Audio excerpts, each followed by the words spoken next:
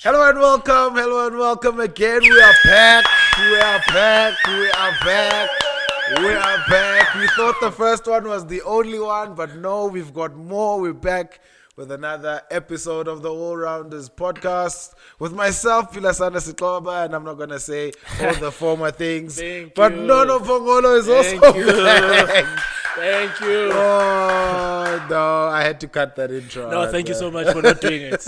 Because I think if you're going to do that week in, week out. It was going to get boring. Yeah. We got Lunga and Sia on production as well. Well done, gentlemen. What's up? Is Lunga audible today? Are you on the mic, Chief?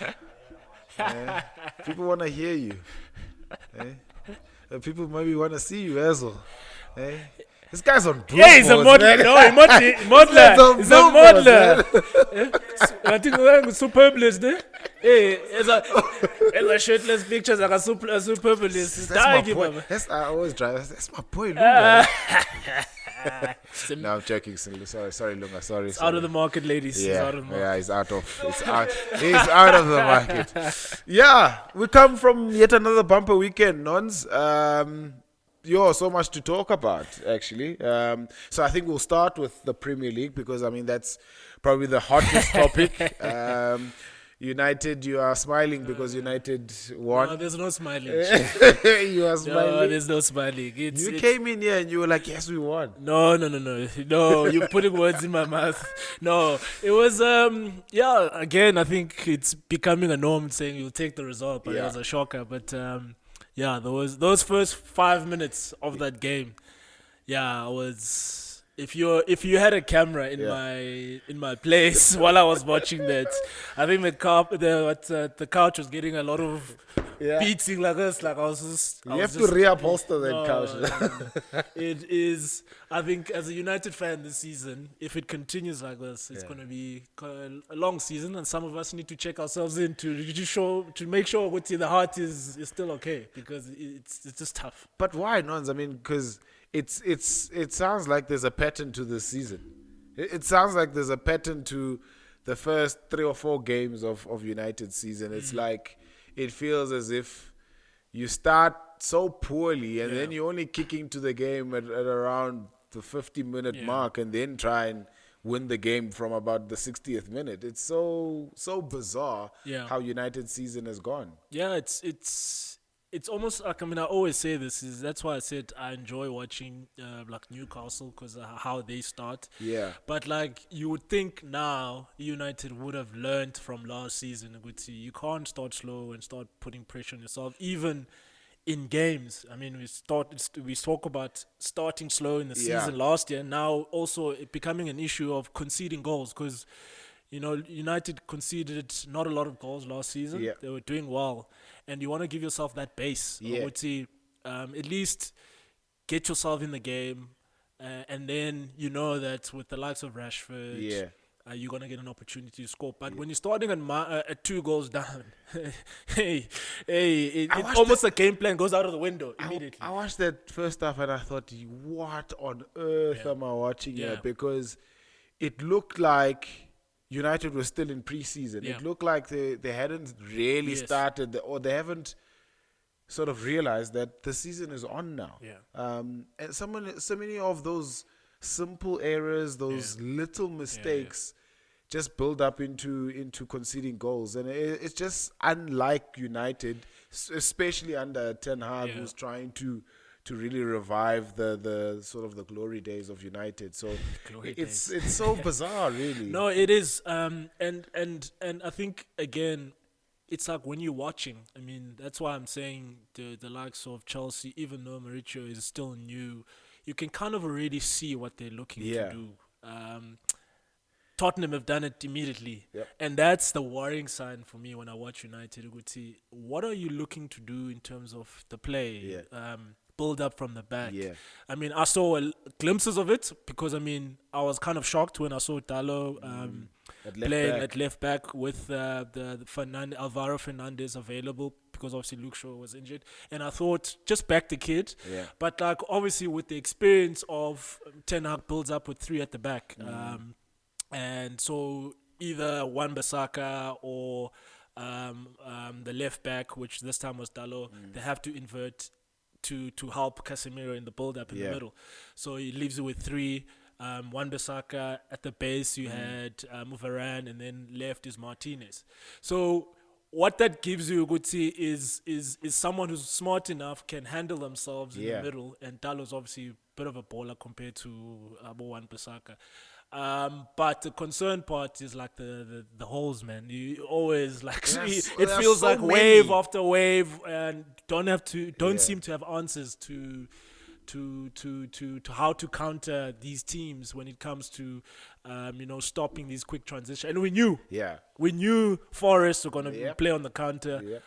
Owiniyi, that guy is massive, bro. He's massive. Yo.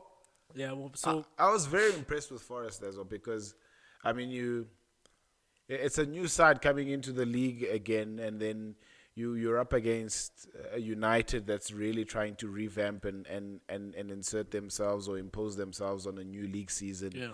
And to come out like that and really, really press United and score those fantastic goals is credit to the work that Premier League managers do, because there's a lot of work that Premier League managers do in terms of, sort of identifying and scouting and doing a lot of homework about your opposition, especially if you're going to play against the probable top four sides.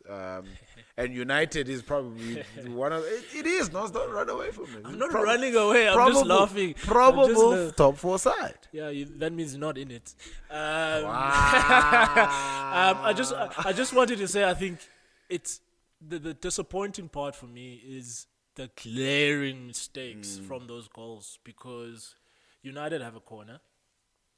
And it's an opportunity as a home team to put pressure Forest, the away side. Yeah. And outside of the 18 area, you have two players. Yes. Who are those two players? Wan-Bissaka, who is absolutely nowhere when it comes to aerial duels. Yeah. He lost to Johnson, I think it was. Yeah. How does a right back lose to basically a winger in the air? Because I even saw him like looking to block out the sun. I'm like, when's that Wan-Bissaka? And then the second part was Rashford was there alongside Wan-Bissaka. You're like, how did this part of combination happen? And of course Rashford, he's got the pace, but he can't put a tackle. Yeah. And Owiniyi, like I said earlier, is massive. Yeah. So he basically bounced Rashford and made his way. And it was surprising as well on his starting point, because you would have thought that was De Gea in goals, because he didn't really come out as you would expect him. Obviously, the modern keepers nowadays. So it's almost like he was under instruction that game, like to just stay within, don't commit as much. Maybe also he knew Uti they would have most of the ball position. Yeah. That he didn't maybe want to get caught out, like we saw in one of the warm-up games at Old Trafford, where he was caught way off his line. Yeah. So, I'm just hoping for performance, man. Just something to cling on. And this week, Arsenal is coming, or we are going to Arsenal. I'm concerned. We'll get to that a little bit concerned. later. We're going to get there. I saw a quote, a very nice quote, but it was probably like tongue-in-cheek from Ange Postecoglou, the new Tottenham manager. He was saying, so people were asking him about, how he's gotten it right so early in the season. He's like, I'm just copying Pep Guardiola, mate. Just copying Pep Guardiola, mate. In his Australian accent. Thick Australian accent. But it goes to show, and there was a lot of social media reaction to that. I mean, Roland Mokoena chipped in as well in terms of, because he's got the Pep poses, he often gets the stick for especially from South African fans, that you are just a Pep light. Yeah. But it just goes to show how much Pep has done in terms of innovation and playing a brand of football that almost every manager at any level wants to take a leaf from and say, I want to play like a Manchester City under Pep Guardiola. I want to play like Bayern under Pep Guardiola. Or I want to play like Barcelona, the early days of Pep. And that's just so interesting for me, because you'd imagine that, managers and coaches have their own sort of way and their own philosophy, but a lot of it is about taking from certain parts of other people's games and incorporating it into your own game. We mentioned earlier this inverted wingers now. Wingbacks is a Pep thing. Guys moving from right back. Kyle Walker, we're moving to CM. Philip Lahm was doing it. Philip Lahm, Kimmich. Joshua Kimmich. So it shows you the influence that, you come up with these. Liverpool are doing it with Trent. Now he inverts inwards, creates that box midfield. Got two at the base, 2 10s almost on top of that. So it just shows you, even Uklop is looking at. Even though we see them as rivals, the top managers at the moment in modern football, but they do learn of each other, which is, I think, anyone would kind of be silly to not want to pick one or two amazing things that Man City, Bayern, Barcelona were doing, which is what Pep, I think, has done, because it's, as a player, when you go to a Pep team, he's called a tinker, but like he adds and he does so many different new things to football, which is, I think, makes us like, oh wow, like what is that? So at the end of the day, I think what is cool is that you've got now modern. I mean, he's got Thabo Arteta, he's got Xavi, he's got, of course, we can't forget Rolani, even though it's a different.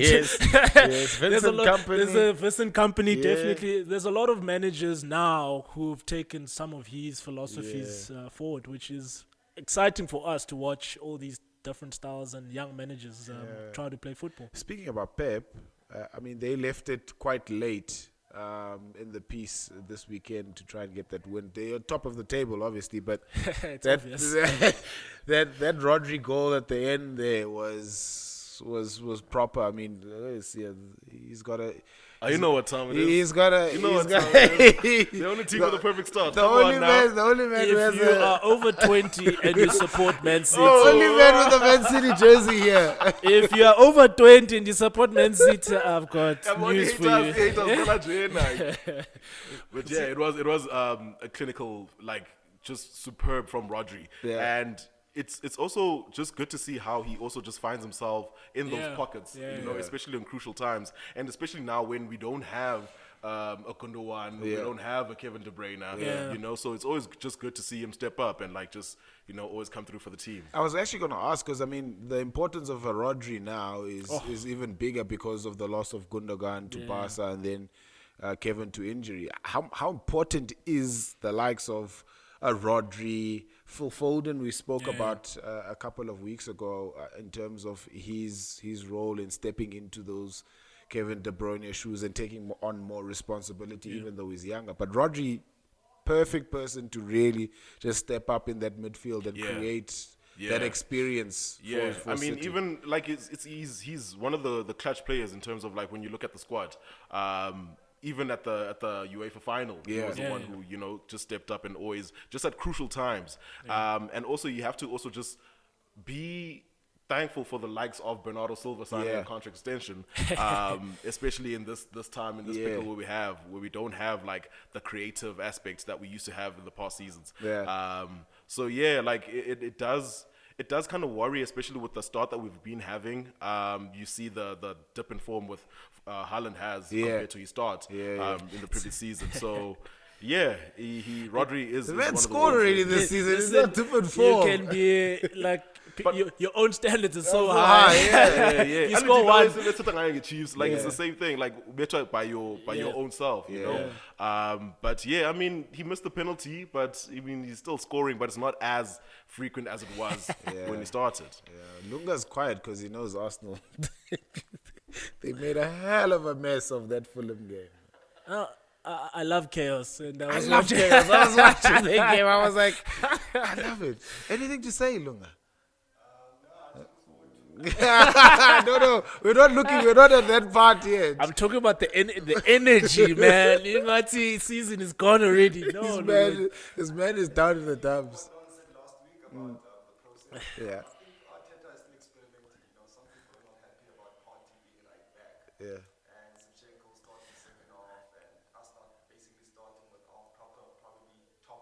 Yeah. Please experiment for next week as well. Please. Or this week. Please continue. I want to He party. needs that- he I needs need that party right experience. back against Rashford. It's fine.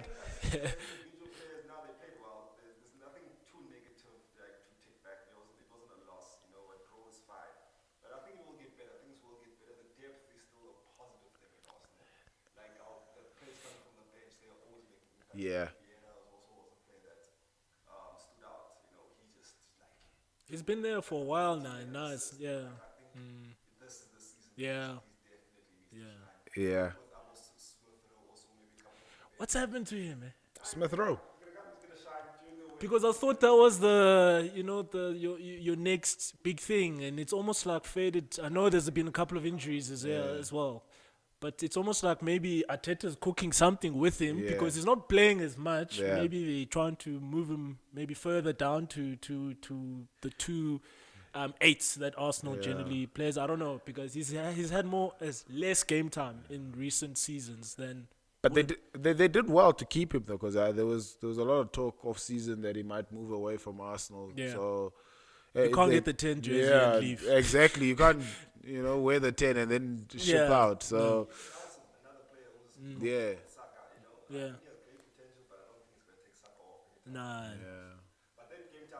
Yeah. Speaking from Ngati comms manager Arteta, it's sure No, it's don't coming. worry, don't worry. He's sitting there thinking about what he's gonna say about Arsenal the whole time. Oh, JVC side. Yeah. JVC. Chief, you were the first game of the weekend, but you somehow went straight to United. Yeah, no, but I mean those are the recent results. There's nothing to talk about. You know what it is, man? It's almost like he's conceding there are clubs that are bigger than others, and I have to start with the big clubs and make my way to my Chelsea. I'm being controversial for no reason. I'm not even gonna dispute that because we're top two contenders. United, come on. We are just humble kids trying to make it. Stop acting humble. You won 3-0 against Luton. Again, we spoke about Sterling, who's been, I think, he started the season really well and continues to show his experience and that I think under Pochettino now, he's finding almost that Man City form that a lot of people were probably expecting him to would have brought to Chelsea. But again, shows you sometimes when you're playing in a dysfunctional side, even a good player can at times look average. And now that they've found a really good coach, he's looks like he's on the right track. And your man, of course, Jackson was one of the goal scorers as well. Nico.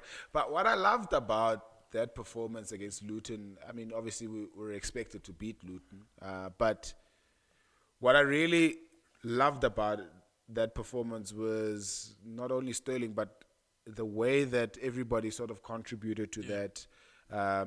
Malo Gusto was really good. Now, he was really good, trying to almost replicate the way that Reece James would play in that position. So that's what is so encouraging about Chelsea. And you spoke about seeing an identity to how Chelsea wants to play this season. That's the most encouraging part for me. We'll not get all the results that we want, but I think the ones that we do get, you can already see that there's a proper blueprint, there's a pattern, there's a plan, there's a way that Pochettino wants to set up. And guys like Nico Jackson are thriving. Sterling, again, finding some really good form. And that's crucial because a guy like Sterling is so important to us because he's probably, outside of Thiago Silva, in attack, he's probably the only one that has a lot of Premier League experience. It's one Premier Leagues. He's got so much Premier League experience and he's won at the highest level. So I look forward to a level of consistency from a Raheem Sterling. And it's one of the things that I said last week, Guti, like obviously your spine being important, but obviously he plays at the moment is playing on the right hand side, showing Guti, maybe easing a bit of pressure on Jackson as well, because the way he's playing, scoring goals, having assists, is really, really, really good for Chelsea to have had a good start. I think it's not bad. And yeah, first 3 points of the season, bro. Come on. You trying to play the humble card so hard, which is not. We're just humble kids trying to make it into Europe at trying to make it to Europe. Any European competition will be happy with. Guys, I actually forgot about that. If United Kukurela, then you know there's a problem. So no, don't say no. So listen to this. This is how I explained. I was actually found it really funny. They were like, yeah, we don't need 3 left backs because we're not in European competitions. I was like, oh, it makes sense. But again, I said it in our first part, guys. I said, Man City do not have loans. There's a reason why Man City do not have loans, because they're well planned. Yeah. They plan everything. Yeah. Guti, we're going to have backup for this. United have been quiet in the window for the last 2 weeks. Yep. All of a sudden now there's panic stations. We're going to see now until Friday there's going to be chaos because we're just poor in the transfer. And I think a lot of it is got to do with the impending buyouts, which is everyone thinks is happening, but it's not happening. And you just need ambition from your owners. Yeah. And Man City are backed. Arsenal, Arteta was backed this season. United, it's almost like now, is Maguire leaving? Is this one going to leave? Yeah. So only when those guys leave, there's going to be money in the kitty. And, I mean, that's the real issue that Ten Hag is having to deal with. And it speaks of a team, of a club that's not being well run. Because, like I said, Man City don't do loans. There's a reason why Man City don't do loans, because they plan everything to the T. Like I said, guys leaving. All of a sudden, Nunez now is a guy being mentioned from Wolves that they're looking to get. You can see everything like works like clockwork, and that's where chaos starts from the top with United. Yeah. And Ten Hag is busy fighting wars that are not his. What are you most looking forward to this final week of the transfer window? Amrabat has been the talk of everyone for a while. Because this is 4 months. Because like, I agree with you, Casemiro needs assistance. Yeah. And someone who's got legs, someone who can also play. I think Amrabat is a guy. Obviously, Kobe Manu is the kid, but we can't be throwing everything at a kid to rescue United. You need a bit of experience there, especially that your favorite player, Mason Mount, is not going to be there. I love it. I love the fact that United took Mount. So we'll take Urela as well from you. Take them. The other one I think which will be good. Good news, positive news. Højlund is 1 week away from. I think he might start on the bench against Arsenal this week. He started practicing, which is a really good thing, because I watch again Martial. I'm thinking, I need more, bruh. Like I'm like, like it's almost sometimes someone is not anticipating. I don't know if it's injuries now. He doesn't want to maybe sprint. He's worried about his hamstrings, and it just like you could see. I don't know if you saw the Inter Miami ball that Messi played. Yeah. That blind one. Oh, my goodness. I mean, almost like, how do you see that thing? Oh, my goodness. But, like, there was a player that anticipated. Yeah. Like, Martial just doesn't seem to be anticipating. It's almost like it needs to be a clear, obvious moment for him to score. Or a 2-on-1 situation where... so that's where maybe confidence and all that stuff just lacking. Yeah, no, I think their injuries is really ravaged him. I mean, how many seasons has he been at United? 8. Now? And there's nothing of real substance to show 8. for it. Yeah, ne? I still remember the Martial from Liverpool, first goal, and then... Sticking to Chelsea, what are like the expectations that you guys have for your own team? Like, because I mean, you guys are developing, and you guys are in this project of like just trying to grow the team. Yeah. So, like, what are your guys' expectations in terms of where you guys could land in the season? And target for sure is definitely top 4, but I mean, with the kind of inexperience that we have in that squad, anywhere between 5 and 6 is good for us, because we're still in some sort of European competition the following year. Yeah.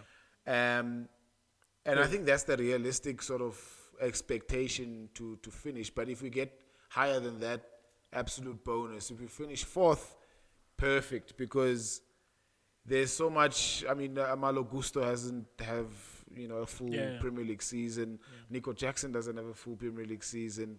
There's so many kids that are starting out there. Enzo is only starting to play a full Premier League season. So there's so much of development that still needs to happen in that squad that if you give them an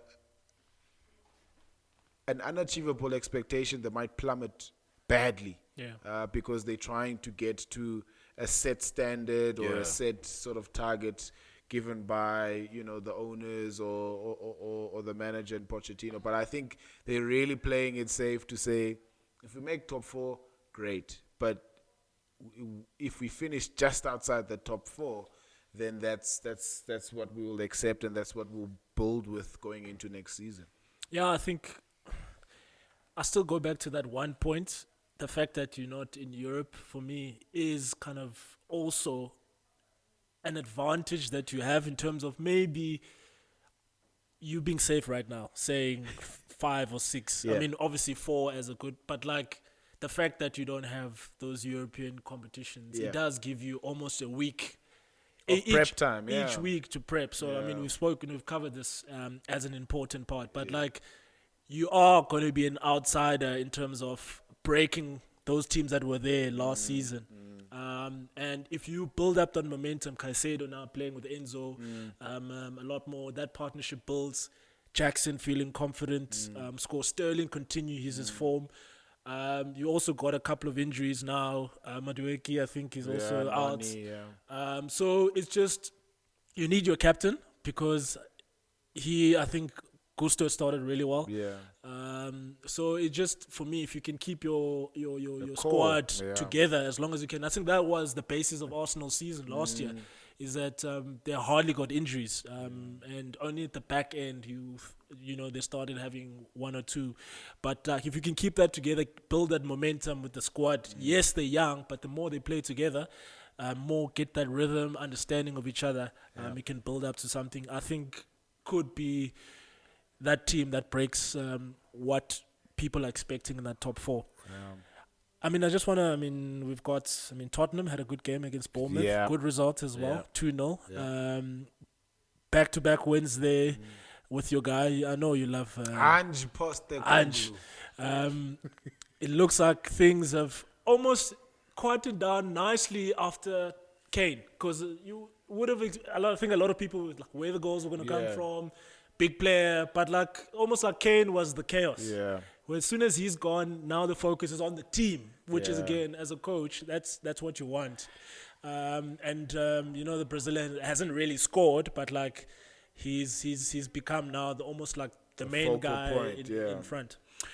What I loved about Ange Postecoglou in preseason, he spoke a lot about preparing without Harry Kane. So I think it was the attitude that he brought to the squad, that we're not going to have this guy, so let's not even focus on preparing like we have a Harry Kane in our squad. And that's great managerial skills, because now you're shifting the attention to a more squad and team collective effort.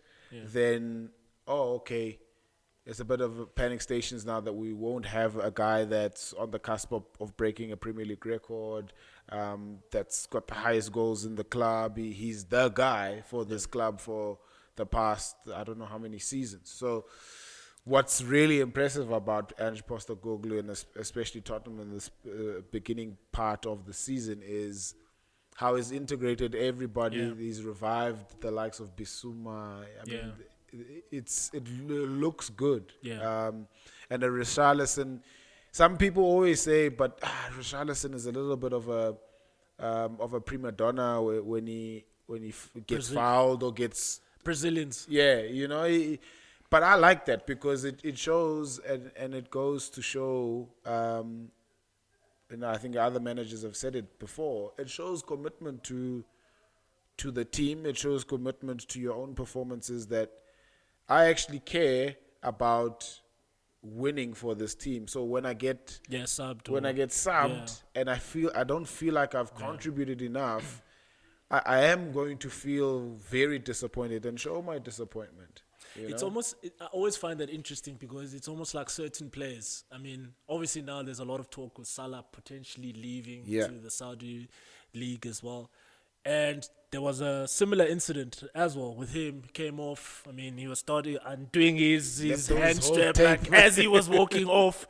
And, excuse me, you can see the camera straight away, like looking at him. And the media after the game asking Klopp, what are, and he's like, no, it's good. Like, it's almost like now we expect players to not react, not feel frustrated, to be annoyed. Like you're saying, you care about your performance and you feel like you can still impact the game.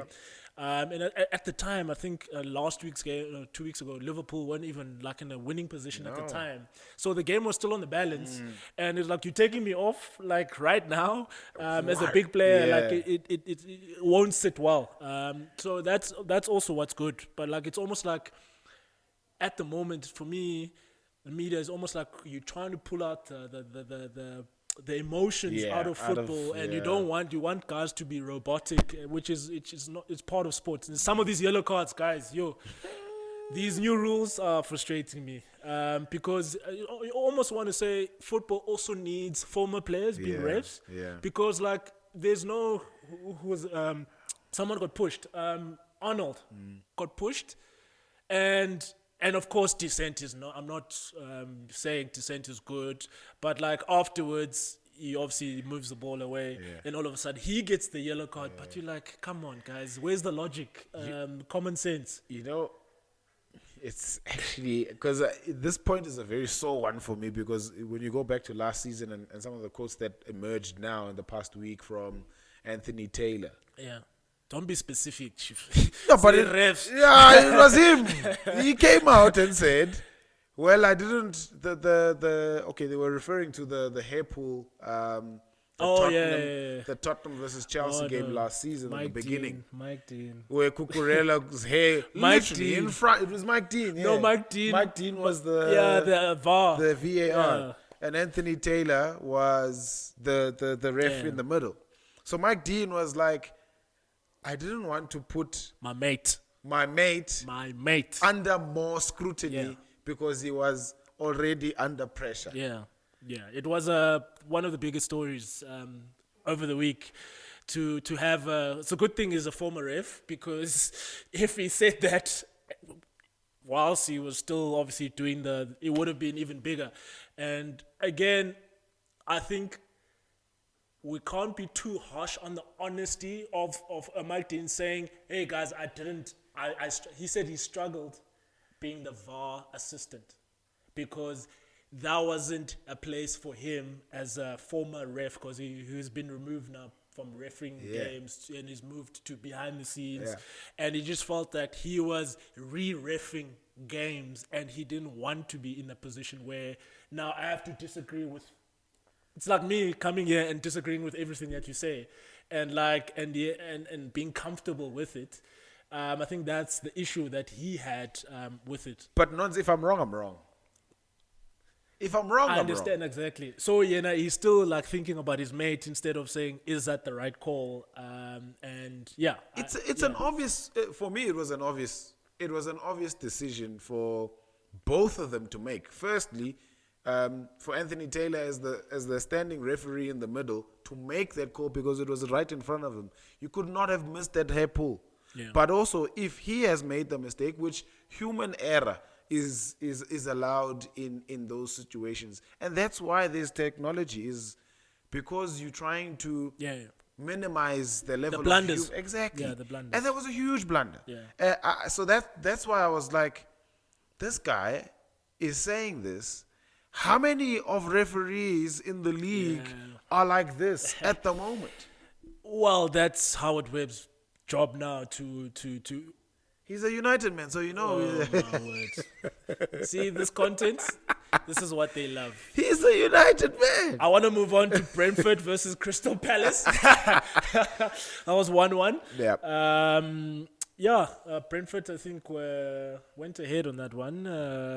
Was it other way around? But it ended up they've had a good start to the season. Yeah. Man. No, Brentford, Brentford and Brighton, probably the most and Wolves, probably the most difficult teams to play against in the Premier League because you just don't know what to expect from them. And it's a typical Brentford performance as well.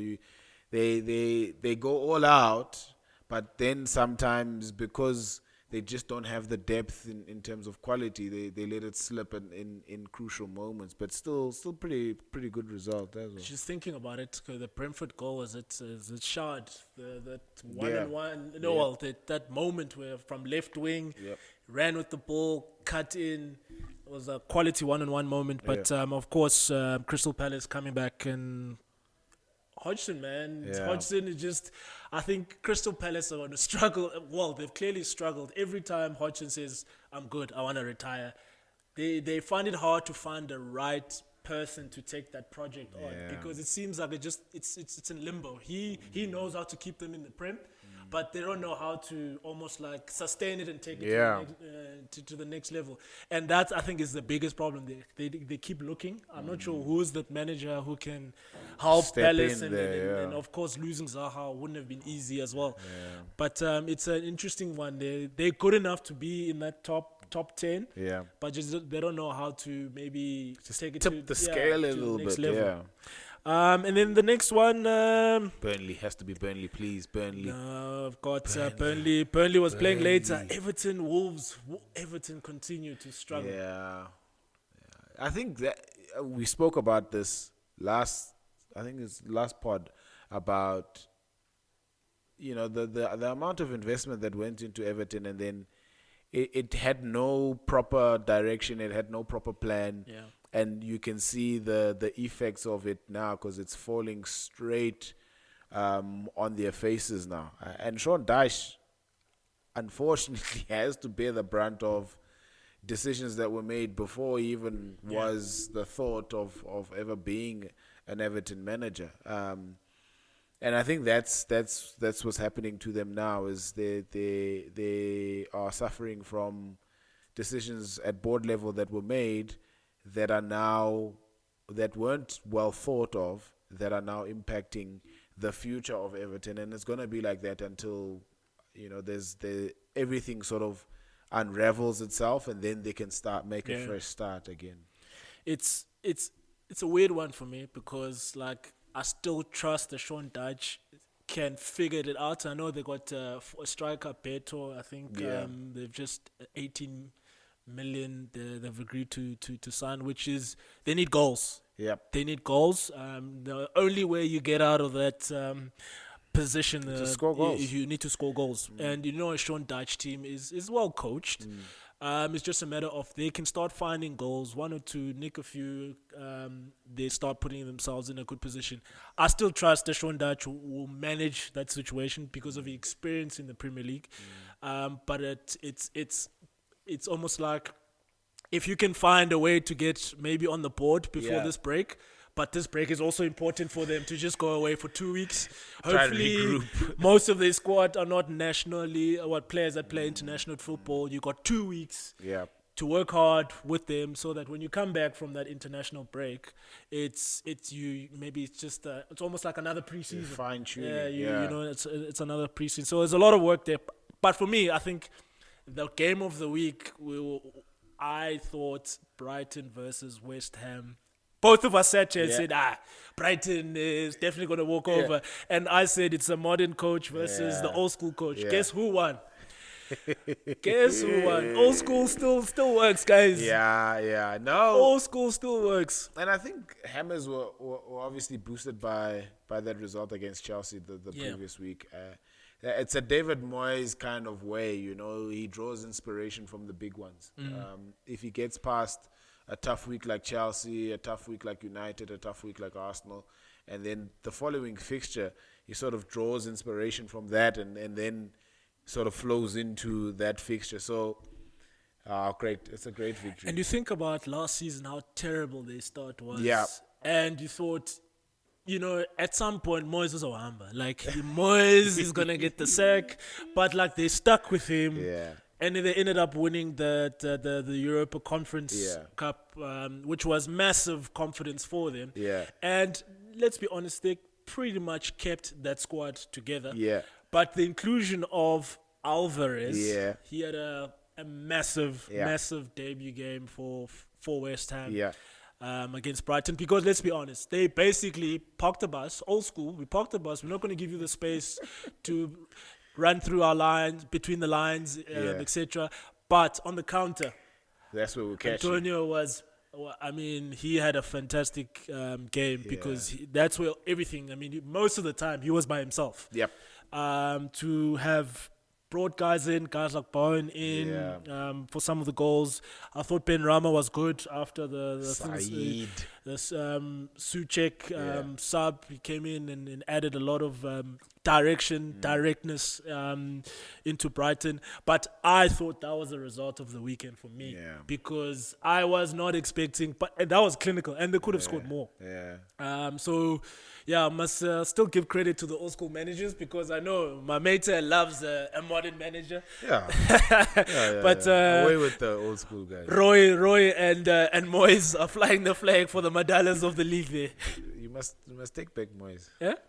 Love back for him. Chief. Are we talking result of the weekend in the EPL or result of the weekend No, definitely in the Premier League. Okay. In the Premier League, it's the biggest result. Because I don't think anyone was expecting that. Let's be honest. Because he come the poker. We'll get there. We need to speak about Lyle Foster before we wrap up the Premier League chat. Shades of Benny McCarthy, that goal.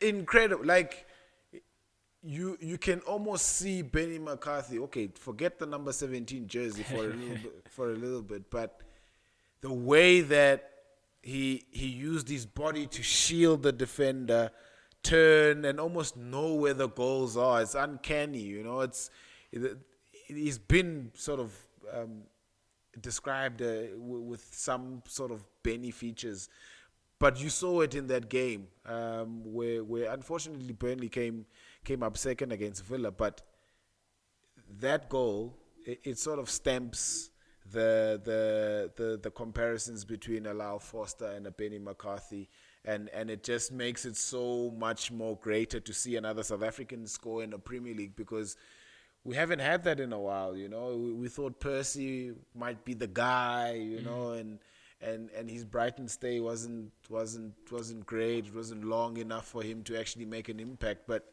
Lyle Foster has the goods. Yeah. No, he does. I mean, I remember week 1, we said straight away, he's starting for Burnley. Yeah. He's not coming in as a sub. Clearly, Vincent was seeing a lot of good things. Yeah. I mean, he came in January last year for the Burnley in the championship. And obviously played, like a second fiddle type of role in that first half, obviously getting used to the methods there. But now, I mean, we spoke about his pace, but for me, again, like you said, the composure, on the far post, cut in, finished it clinically. Hopefully for him, I think there'll be many more to come. Yeah. But especially, Burnley hasn't had the best of starts now. There's going to be pressure. And again, I think those teams in the bottom 4, they will need the goals. Will need the goals, and that's a really nice way to have started. Second game, he's opened his account, and hopefully the start of many, many great things to come. Yeah. DStv Premiership, there was some nice games over the weekend. I think obviously the biggest result of the weekend is Chiefs getting their first 3 points of the season. 3-0 win against AmaZulu. You kind of want to say it's expected of Chiefs to beat AmaZulu, but you never know. Nothing is expected of you Chiefs. never know. But when I watched that game, man, there's talent in that Chiefs side, and I wish that people can give them time because the likes of Pule Modi are very good. Ashley Dupree making those runs from the left and then cutting back in. That combination between Modi and Ashley Dupree is going to hurt a lot of sides if it continues the way that it showed against Amazulu, because a lot of the goals was either from Tebogo Potsane or from Ashley Dupree coming in from the left to provide for a guy like Pule Modi, who scored a brace against Amazulu. But you can see how much energy is in that side, and it's a really good performance, especially when you're heading into an MTN 8 semi-final against Mamelodi Sundowns, you know. So for me, great result for Chiefs. I think it's something that they really needed, they desperately needed. Not only the result, but the performance to match the result as well. And I think that was, we've been crying about it for the past 2 weeks, is that the performance needs to match the result, and the result needs to match the performance in order to have the fans behind you, because confidence for the players, confidence, belief for the in players. the methods, exactly. And I think they got that on Saturday. I think you were spot on, because I think we spoke about Proteas last week, but again, at some point as a player, you got to deliver. You got to at times get the fans on board. And like, it starts with a good performance. A good performance, even though it might, let's say, for example, ends in a defeat or a draw. But if people can see something to cling on to, can get on that bus with you. But the fact that they scored 3 goals, they had a good performance. It's hopefully, as a player, you can build on that confidence to start going forward, because it's like I said, it's fans are not always going to be patient, but you also need to give them something to believe in. We spoke about Stellenbosch and SuperSport United. You were backing Gavin Hunt there. Our classic Gavin Hunt performance, because he knows he's up against a really good coach as well in Barker. But the way that a Gavin Hunt sets up, especially, and he's got a way with SuperSport United, he knows the club itself. So anybody that he brings into SuperSport United, he knows that there's going to be backing from the club level towards this talent that is going to come in. And you saw it against Stellenbosch. The way that they really played some really good football, and they could have scored more than 2 goals. It ended 2-1. But they look like a team that can really hurt the top sides, like Mamelodi Sundowns, like Kaizer Chiefs, Orlando Pirates, who really started the season off well as well. But a Gavin Hunt side, especially a SuperSport United Gavin Hunt, it's very dangerous. Stellenbosch were 1-0 up at the time, and I'm thinking, hey, we got this call wrong. We got this call wrong. But managed to come back, and like what you said earlier is actually one of the most important things. I remember at the time when he was still with Vets. And Uklate loves cricket. And when he was still playing there, we used to have matches with them, and Kevin Hunt would play. And I'd asked him the question, why do you have such a amazing relationship? It's like, generally, Kevin has a small squad. He prefers a small squad, and he has good relationships with. But it's almost described it in a Mourinho type of way. He demands a lot out of his players week in, week out. And you got to have a relationship with people to demand stuff out of them, especially when you're dealing with a small squad. Because it can get tiring and exhausting. Manager Yako, you think you've had a good performance, and he's just like, no, Chief, I want more. I want more than that. So it's one of those things that when I heard Uklate say, is like he's very demanding of his players, and you could see, man, most of his players will leave. Some teams will buy him, but generally he'll find a way to bring them back to playing under him. So. He's got those. That's why I also still think Chiefs was weird with him in terms of not giving him time, especially when they had that transfer embargo. Came in. He had no players room. That were his.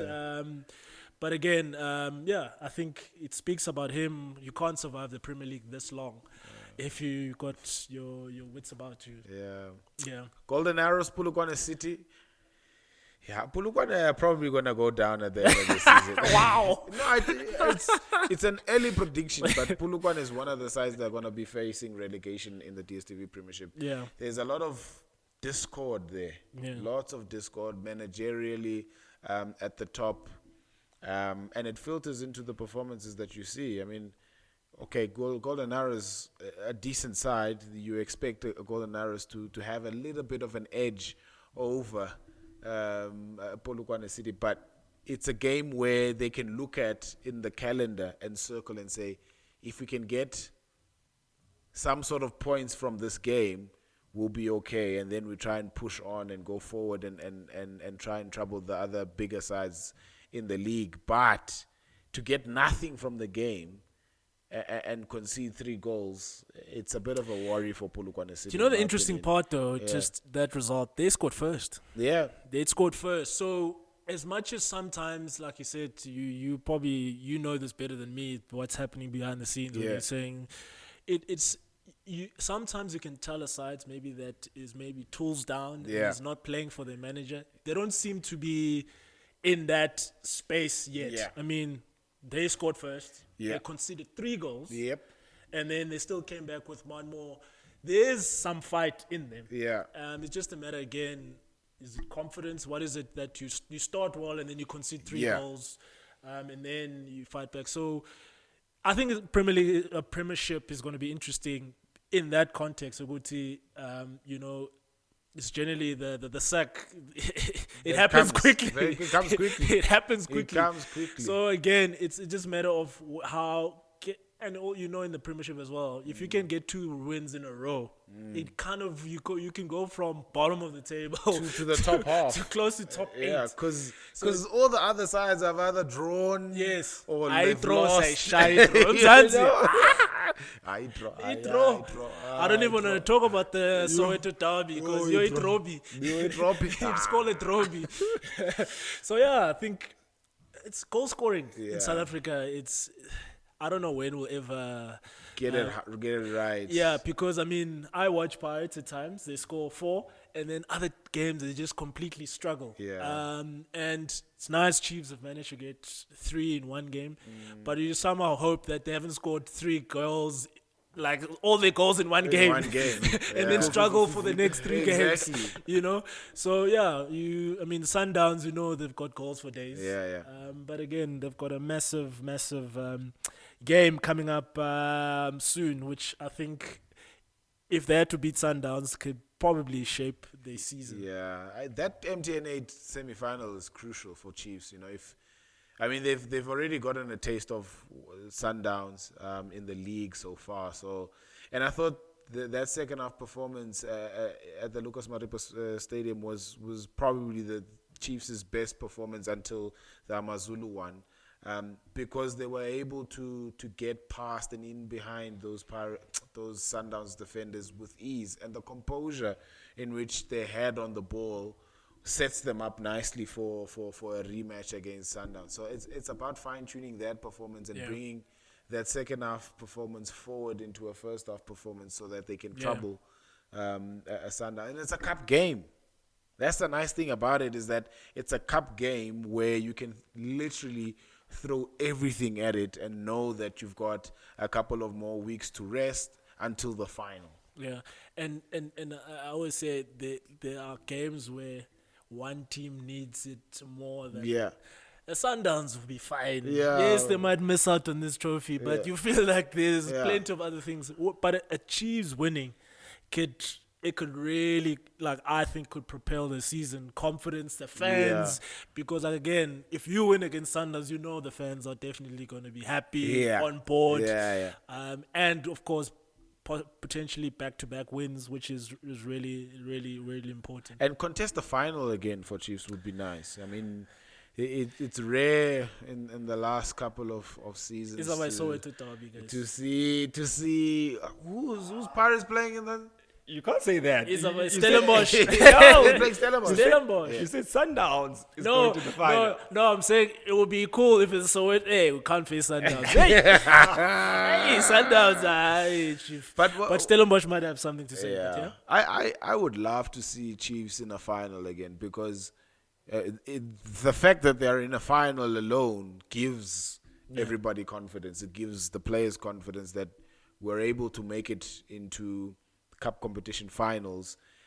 Why can't we replicate this cup form into league form and try and make a big push and a nuisance of ourselves in the league? Because ultimately, the way that Chiefs' stocks have plummeted in terms of the expectation levels of them winning a league title have gone down so much that, you know, they actually want to have a platform where they can say, look, we're not going to win the league, but we know we can push these guys. We know we can push a Pirates who look like the obvious challenges to Sundowns now. We can push Sundowns. We've pushed them in the league. We've pushed them in a cup competition. So for the rest of the season, we're taking that confidence and we're going with that approach every single game, no matter what kind of opposition we're facing. Last season, there was a coach that came into South Africa and people were calling him a plumber. Rivero, the Spanish guitar. And he bought himself time by winning a trophy early. And it shows you, I mean, how important that thing is, because you get the players on board, you get the fans on board. You also, I mean, the management as well, because now we kind of, yes, you've made the call, but you're not fully sure until you start seeing good things. So Rivera bought himself time to obviously be in the job and also get the trust of the players, which was key. Yes. They had a good season. Yeah. And you could see, I mean, I was listening to some of the interviews where the players, you could tell the Pirates, because Pirates, some of the big sides, the players can also tools down quickly if they don't believe in what you're doing. And you can hear some of the interviews, the players back the coach, they back what's been done. So Unseki as well is going to be relying a lot. If they can go to a final and win that, it gets everyone again on board and they buy into him.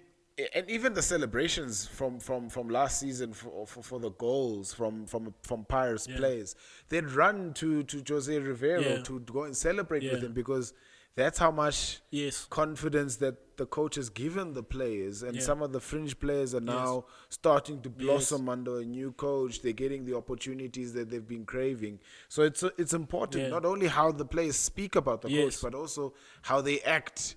You know, towards that coach. Celebrating a goal with a coach is a big thing, because it shows the togetherness, the confidence that the coach is giving you. So, I'm looking forward to the next couple of weeks, especially the MTN 8 semi-final, because if Chiefs get over that hurdle, it can propel them to a lot of things. 2 trophies for Sundowns, for Orlando Pirates last season. They are now pushing again to add more and then compete in the league this season. So it's a great build-up. Must keep the happy people happy, man. Happy people are back. The final one, I guess, is Royal AM against TS Galaxy. Yeah. I think you were backing. It was 1-0. You weren't backing Royal. You were backing TS. Galaxy. Because I was Galaxy. Because we're saying there's Royal AM were not the same as they were in the first season. Yes. Now they've got a massive victory at home, 1-0. But it's probably another team that's looking to find form, to find confidence, because the former Orlando Pirates player, I think Matlaba, scored the goal. Tabo, What made me confident for a TS Galaxy win was how they performed against Chiefs the previous week, and I think that, you know, it's something that they've got a settled coach, man. Ramovic has been around now for about 2 seasons, so you're expecting a more consistent TS Galaxy. So it's quite surprising and a little bit disappointing to see them win 1 week, lose the next week, and then win the next week again. So they need to try and find a level of consistency in that regard from a TS Galaxy point of view. But, I mean, to lose to a side that, you know, has been in a lot of turmoil in the last few weeks, the last couple of months, they're still embroiled in a court battle between themselves and Samir Nukovic. Casa stepped in, FIFA has stepped in, but still, and it's a lot of money. It's like 24 million rand or something like that. It's a lot of money. That's why they don't want to pay. Exactly. So you look at that and you look at so many of the off-field stuff possibly influencing what they can do on the field, but it's a good victory for them nonetheless. Yeah. No, that is I guess the recap on the football front, DSTV Premiership and the EPL. I wanted to use the Barclays part. It's long gone now. It's the Premier League. Yeah. Billions and billions. You don't need a sponsor, a headline just sponsor. Premier You must know League. what you're big. I'm good. I'm good enough not just to do this stand on alone. our own. Should we go to Twickenham? We can't miss Twickenham. I thought it was going to be our starting point. I think we need to go to Twickenham. It's a great way to go to Twickenham. Is that why the shirt is out as well? Yeah. Sponsor. What a game. Yeah. What a game. There's so many things that stood out in that game for me, but a lot of them were not game related. It showed how many South Africans live in the UK. Yeah. The national anthem, it sounded like we were at Loftus. Yeah. When Sia post-match. Post-match, he couldn't get a word in for like 45 seconds. Yeah. It's incredible how many South Africans love the Springbok brand. Yeah. And what was interesting, England played the following day. And it was not sold out. It was not sold out. That was like, ouch. Like, it hurt. Wow. It hurt the English. Yeah. It hurt the English. And you could see it. You can see it in the performances, you know. But let's try and dissect that South African performance, because it was for me a potential, deal breaker for South Africa, that performance, because on so many levels. One, you're trying to avoid injury. Next one, you're trying to give as many players game time, but still keep a strong enough team to get a result at Twickenham against your fiercest rival. The other point for me was, what do the Springboks actually get from that match? The confidence to build towards Scotland. If you beat New Zealand, and whatever manner you beat New Zealand in, you gain confidence regardless of how you beat New Zealand. But to thump New Zealand by 35 points to 7, and that 7 points was scored in the dying minutes of the game. So you could have easily romped to a 35 point, even more actually, because that first, I don't know how many minutes, 25 minutes, we were camped in New Zealand's half. Yeah. They couldn't get out of their own 22. They didn't have the ball. All they could do was disrupt and try and cling on to the pressure that South Africa had mounted on them. All in all, for me, it's a result that gives South Africa so much confidence on so many levels, because you romp to a record win against New Zealand. You go to France. You have a couple of weeks to prepare for Scotland. By the time that Scotland game comes, I think the whole 33-man squad has had at least 2 full games in them, and so many minutes in their legs, which from a World Cup point of view is a great thing, because injuries are part of the game. Rugby is a contact sport, so they're going to be guys that are going to blow out. But you've got so much depth, but legs and match minutes in that depth, which for me is brilliant.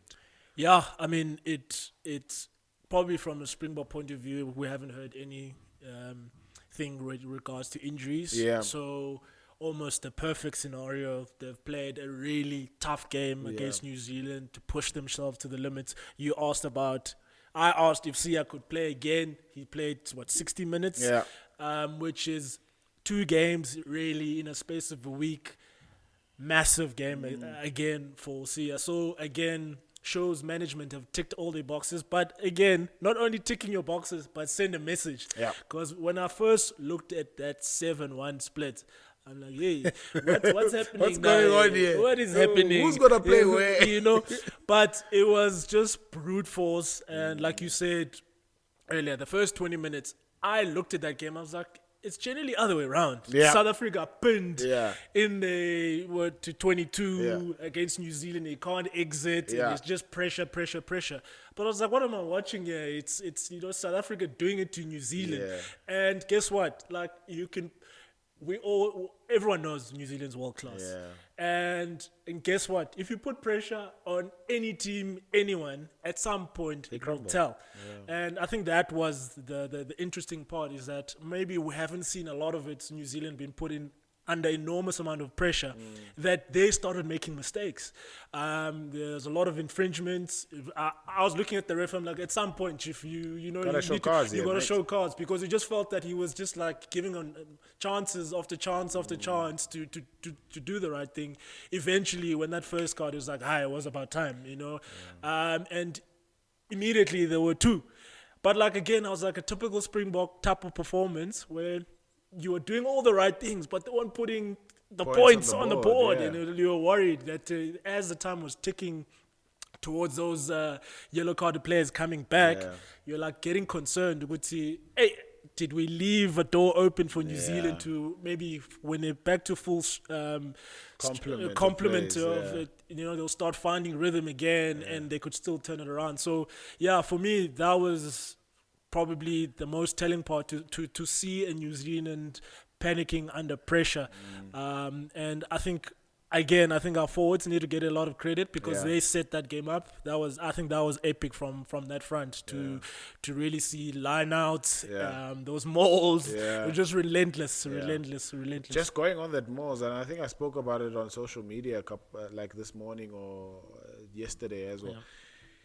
The way that South Africa's maul hasn't really functioned to its best ability in 2023, and it's partly because New Zealand have come with an illegal way to stop the maul, but that's precisely it, because it got picked up at Twickenham and we got 2 yellow cards and a red card to show for it, and how they've illegally stopped South Africa's strength.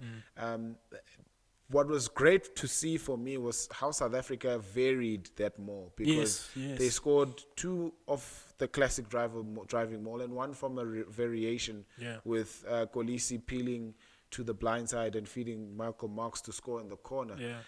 And that for me shows progression. It shows a plan that the coaches, they know that they've sort of lacked, for a better term, in their strength, which is the driving maul.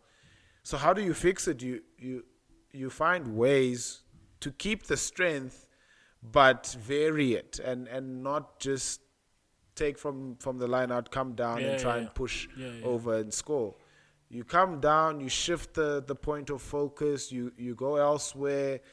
You peel off, you use the big ball runners that you have. And I thought that was brilliant from a South African coaching point of view, and how they were able to negate what the New Zealanders thought had a plan for. And that for me was brilliant. And I think I remember I stopped probably watching Springboks under Heineke. And Alistair Coetzee was even worse. I don't blame you.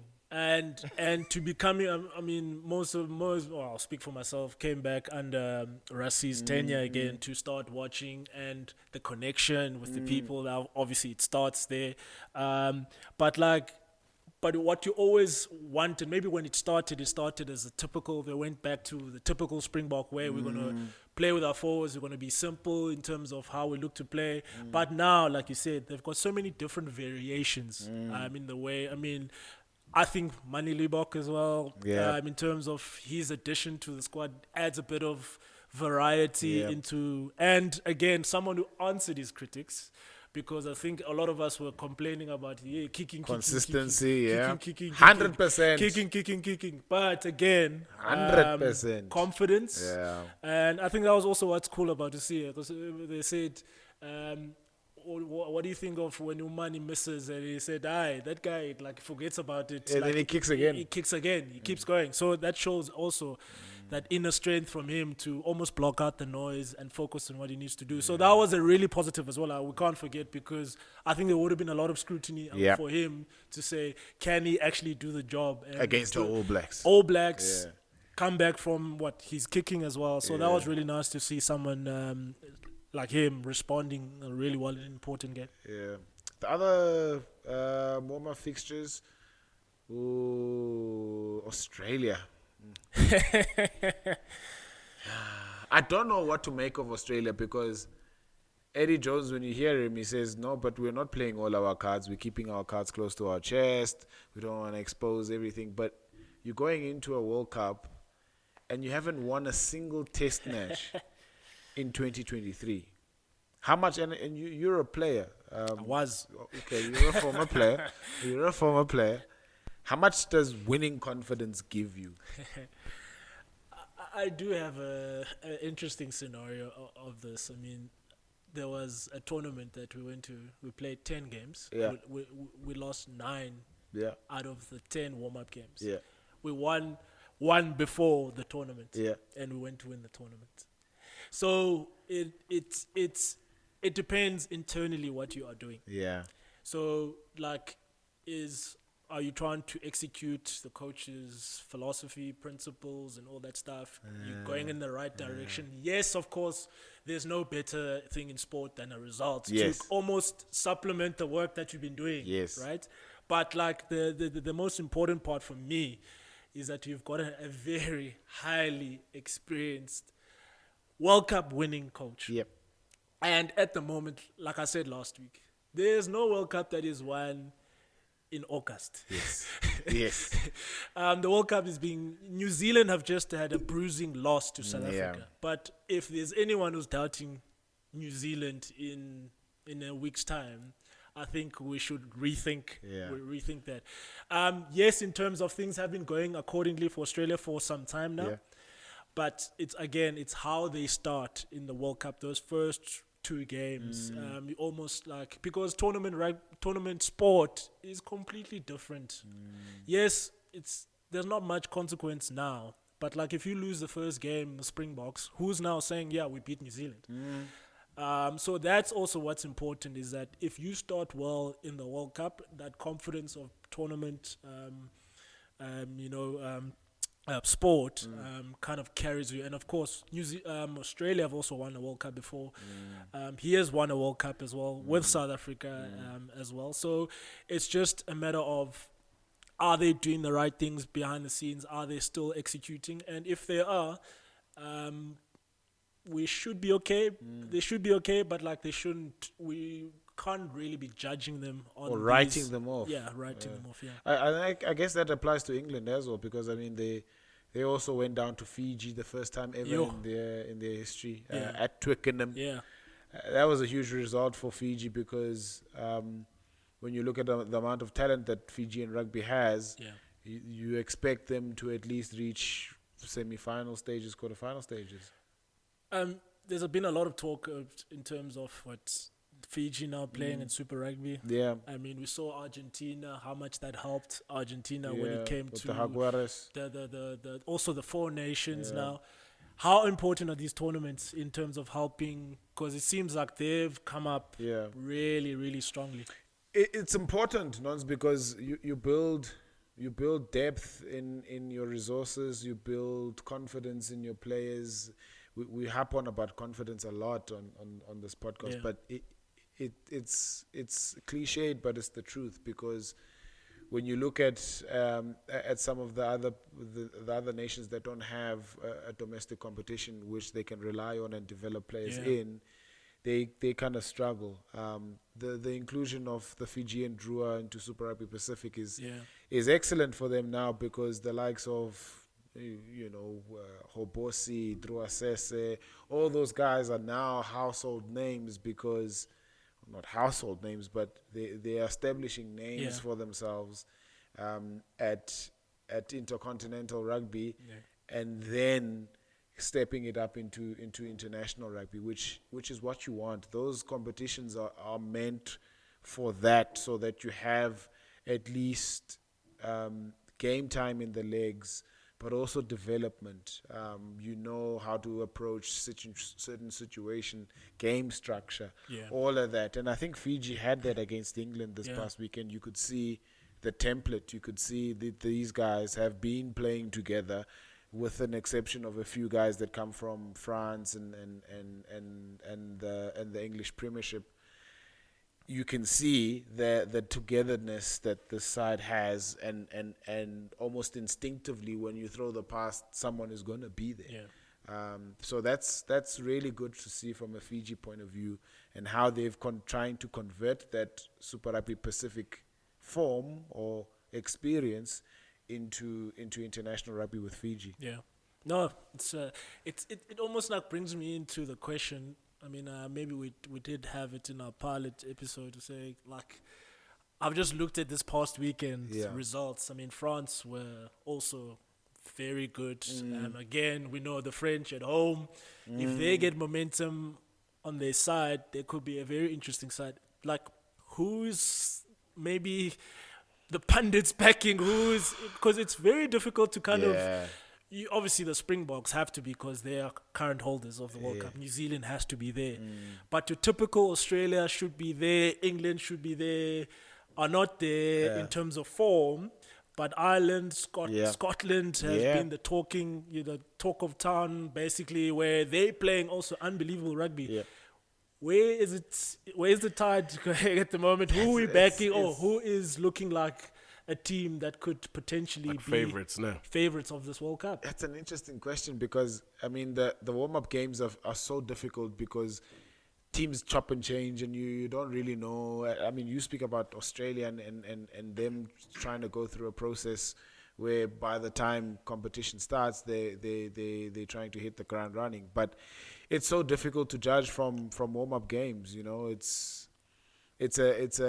This period has been a period where coaches are really trying to establish certain combinations, give game time, but also prepare for the worst, but also not show too much as well. So how do you then say, but the Springboks are clear favorites, when they haven't probably played their strongest squad team for any given warm-up match this past 3 weeks or so. So it's difficult, but I think for me the top four is almost certain. The Springboks, New Zealand, Ireland, and then you can throw in one of Australia and England and Scotland. So I've mentioned 6 now, but that for me, and France. How did I forget France? Wow. And France as the host nation can really hurt you when that French crowd gets behind them. So difficult to judge at this stage, but still very much there's a core group of nations that look like they can jump and be favorites. In case anyone doesn't know the pools at the moment, I want to go through them. New Zealand in Pool A with France, Italy, Uruguay, Namibia. We'll be backing Namibia there for upset. Alistair Coetzee boys. Tico was a George Koch. You guys sound so hurt. As Stormers supporters, you guys sound Alistair took one of the most amazing Stormers backline and probably in history. I know Habana,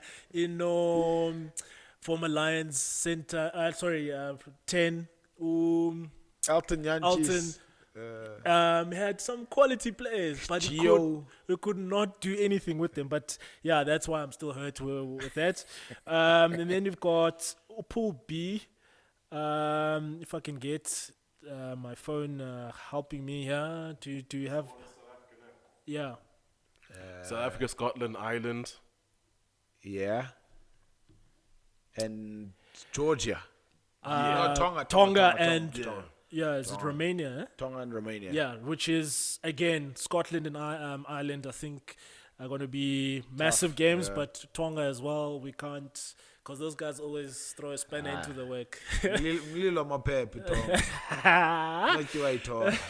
Pool C, we've got Wales, Australia. Fiji, who've just given England something to think about, Georgia, and Portugal. I'm not sure. Georgia, I'm looking at Georgia, Australia. Georgia will be licking their lips at that Australian fixture. The thing is, as well, it's almost like you want to play the big nations up front. Yeah.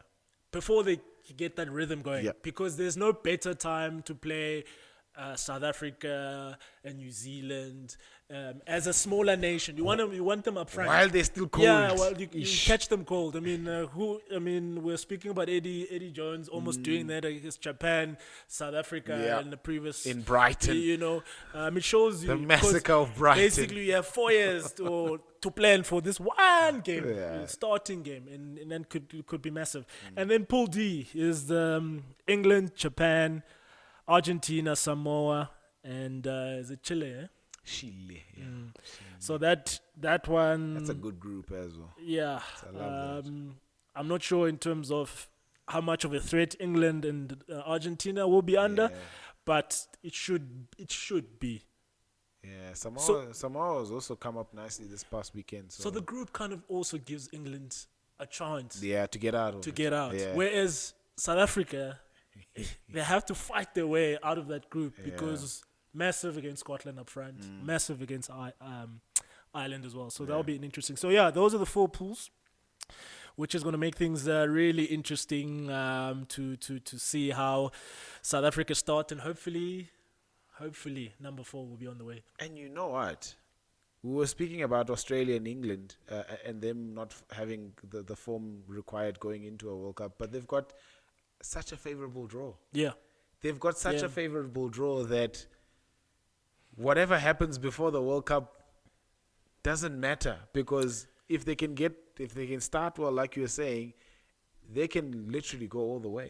This is my question to you as someone who's obviously closer to the rugby sphere than that. I mean, the World Cup draw was done 4 years ago. It makes zero sense that a draw for a World Cup, a global showpiece, is done 4 years in advance. There's so many things that happen in that 4-year cycle, and it just makes the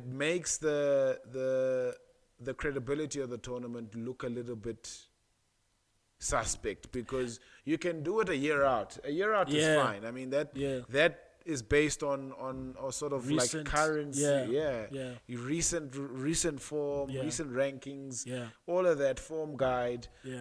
But to do it 4 years in advance just takes all the credibility out of it, because now, how poor are the Wallabies, how poor are England, but yet they're on the favorable side of the draw, in which they can go all the way to the semi-finals and final, where the better sides, like your New Zealand, South Africa, Ireland, are on the much tougher side of the draw, and 2 of those teams can be knocked out at the quarterfinal stages of the tournament. So it's actually quite farcical, really. Yeah.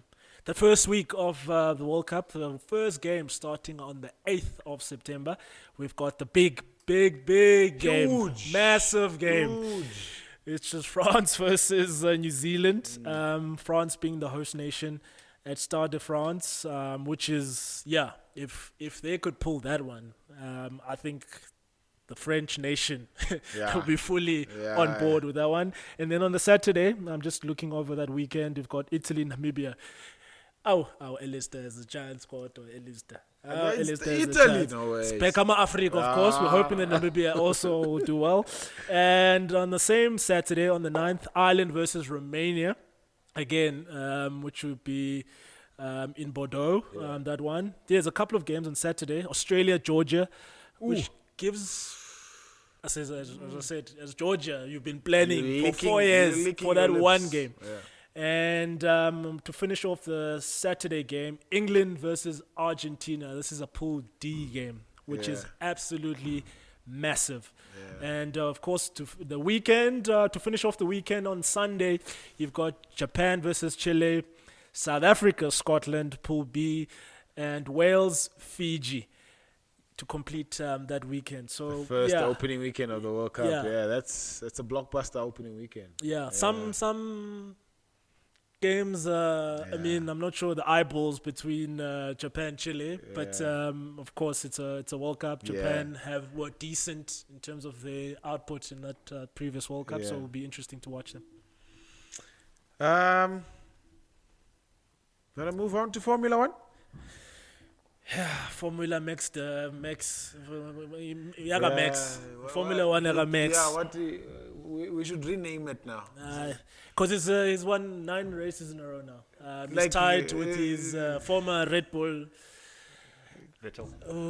Sebastian. Like, you can see we defeated straight away. Yeah. Like, what do you even say?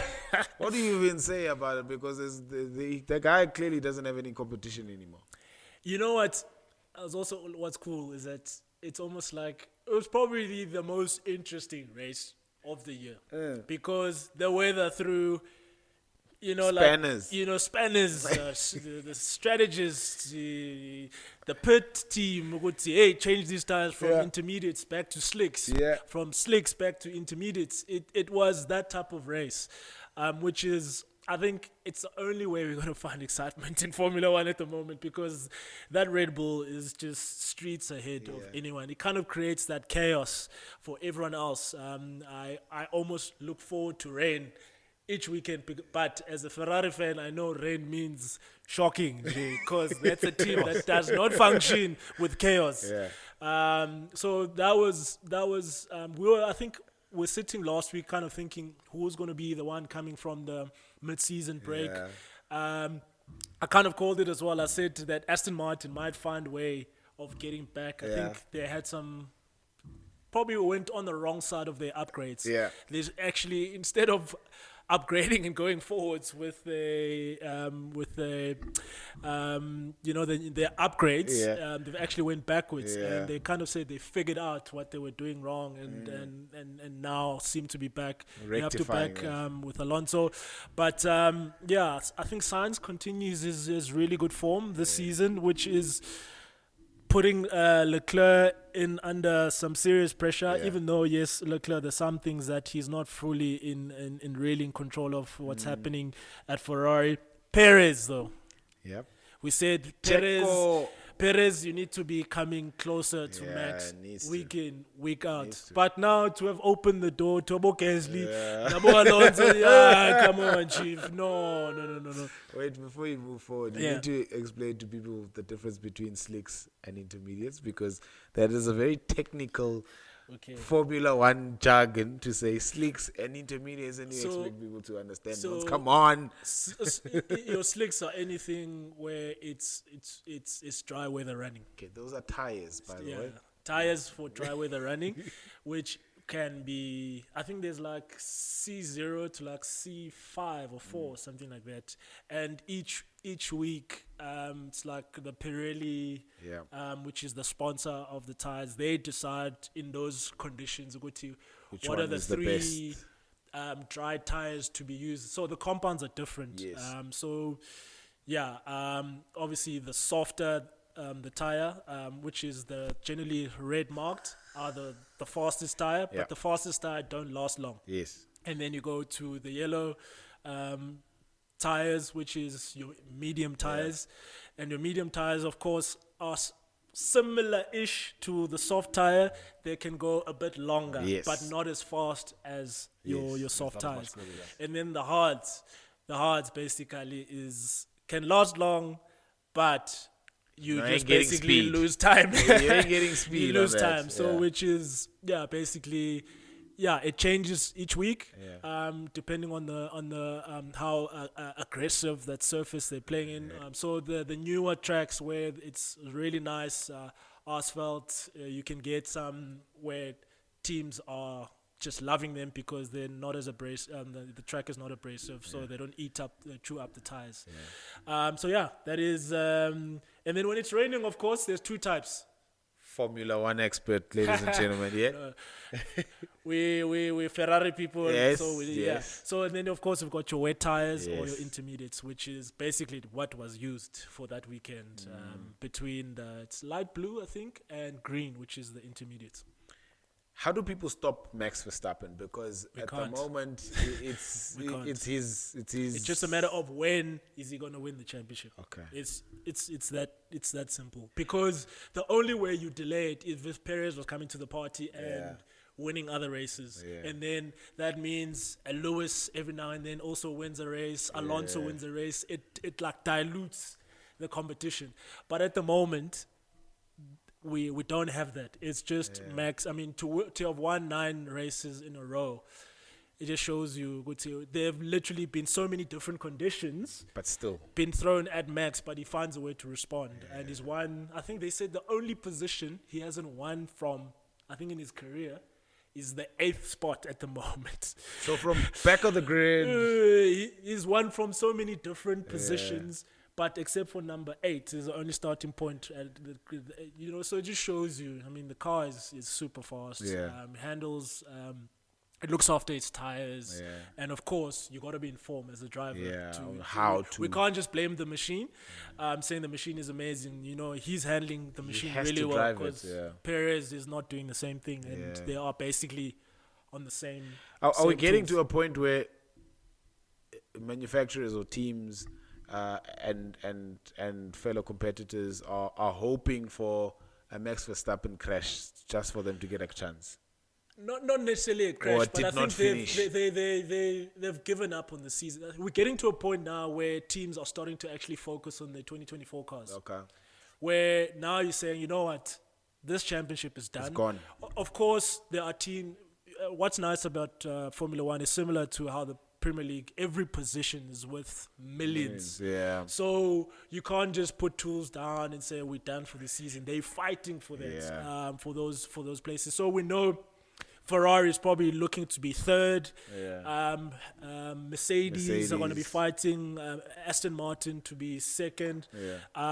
So it's just a matter of where do you finish, and of course, it's a tricky thing because the higher you finish, the less time you're going to have next season when it comes to your, what is the word, wind tunnel and all that stuff. When it comes for testing and doing your. So it's why is that though?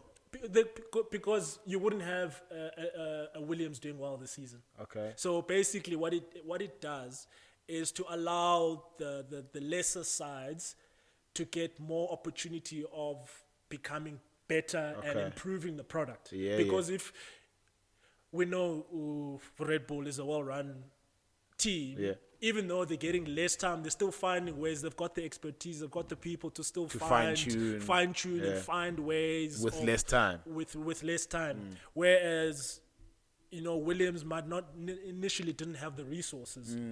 But like now you're giving them an opportunity to close the gap, which is what you want. You don't want that massive gap. And let's be honest, Albon and Williams are flying, guys. They are flying, and that's what brings excitement. Norris, Lando, Piastri at McLaren. Since those upgrades, they've been one of the top sides, and that's a car that does really well as well in cold conditions, because it heats up the tires pretty quickly compared to the competition. So it's what's nice about Formula One is that it gives opportunity to other teams to come back. It's such a nitty-gritty sport, and I love it because not one week is different from the next because track tires. You factor in so many conditions into preparing a Formula One car for it to perform at its maximum and its peak condition. So really, really fascinating for me. Even the DRS for me was so mind-blowing how you have to get 1 second.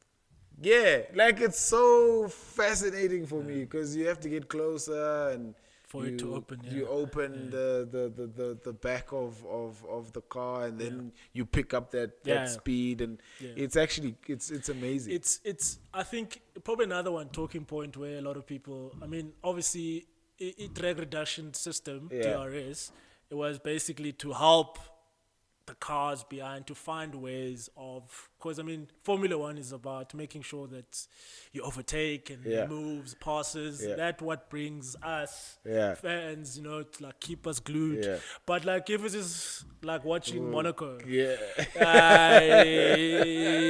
Monaco is just there for prestige. That's it. You know, you want those passes, you want those moves, you want guys taking chances, and I think that was kind of the whole point of why the rules were changed to try to close the field. But what, like you mentioned there, Formula One, you've got engineers who need to set up the car. Yep. Make sure that for these conditions, you've got the right setup. This is what we're You've got you've got the strategist behind the scenes. They're looking at times. They're looking at other teams. When can we bring to six? When can we bring Upila in to make sure to change his tires? They do. You've got the team in probably their home. At the base. Also looking at numbers and also sharing that information with the guys at the pit wall. And then you've got the drivers' feedback as well, which is crucial. I feel like the tires are good, but like the engineers are saying what we're seeing from our data is saying this, but like how much of it is, do you back the driver or do you completely go with an engineer? So that's what is that it's not just about the car. Of course, the people who designed the car or made it happen or doing the upgrades. There's so many things, moving parts that are there involved. But like it's just a matter of those different things coming together, and that's where my team is. It's not coming together. Everything red at the Ferrari. moment. Manchester, Ferrari is just. I think what kills me even more on F1, you've mentioned so many things that it takes to throw into one weekend, and then you go into practice and then you go into qualifying and you crash. Even at practice, let's start at practice, you crash there, and you get the regular teams like the Williams, sometimes Haas also has that type of weekend. They go into practice, they crash. They go into qualifying, they crash. And then all of a sudden you're out on the first 2 laps, and you've put so much time, and effort. The teams at home, in the engineers, they put in so much effort, so much debriefs. And you go crash. And I mean, you often hear the drivers like, "I'm sorry," they will apologize immediately when it's their mistake, to say sorry, guys, because also, like you said, that repair work needs to be done by who? By the same, your people right there. Quickly. And there's no time good to know. You don't bring another car. No. You bring parts. You got to fix it. You got to make sure, there was that scanner that makes sure, is maybe obviously because some of the most important parts of a Formula One car on the sides, and that's also where a lot of the contact comes from. So now they need to ensure not wide enough. Is that radiator still in play, or does it need to be removed? And then of course the consequences as well. If you're going to remove a part, what does it mean after certain? What does it mean? So there's just so much that's happening. It's like that's why it's the pinnacle of motor racing. It's crazy. It's crazy. Motorsport. It's crazy. Proteas are playing. Proteas are playing. I was thinking it's happening. It's Wednesday. 2 days time. Man, jeez. It's almost around the corner. T20s. Man, it's been a long off season. It's like I'm happy. I always say cricket, we spend more time training than playing. It's been such a long off season that when there's eventual action coming along that you can't believe it. But obviously South Africa playing against Australia, 3 T20s before we move into the 5 one-days, if I'm not mistaken. 3 in Durban. 3 in Durban, all 3 of them at Kingsmead. before we get started, Yeah. I think there's like, is it Hollywood? That million catch. Oh yeah. Hey guys, yeah. if you're in Durban, Oh, yeah. I know December is far. Yeah. If guys. you're looking for extra pocket Yeah, money, yeah, yeah. it's time. Yeah, It's yeah. time. If you- Unfortunately, the two of us cannot participate. Yeah.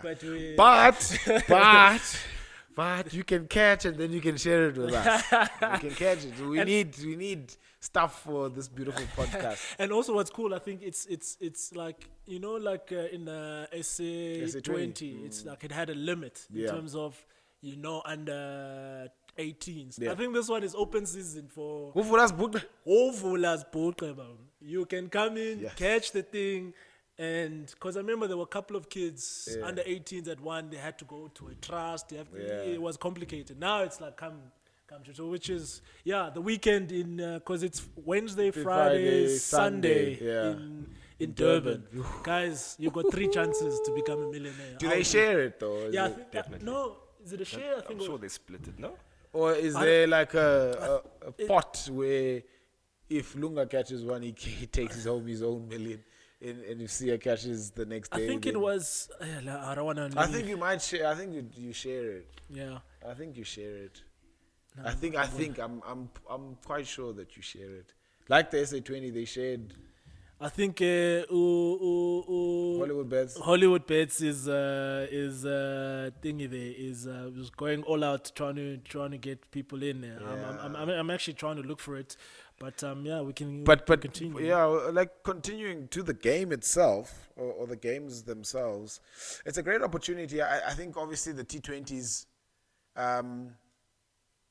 in the short term don't have a lot of consequence. But in the long run, obviously they do, because you're trying to prepare for the 2024 T20 World Cup. But it's a South African side that will definitely be relatively new because of the amount of players, experienced players that have been rested for this T20s, in order to keep them fresh for the one days and try and prepare for the World Cup with the guys that are more experienced in the one days. Yeah. But the T20 is great because we might see the likes of Matthew Bretsky getting a game. The likes of Donovan Ferreira might get a game.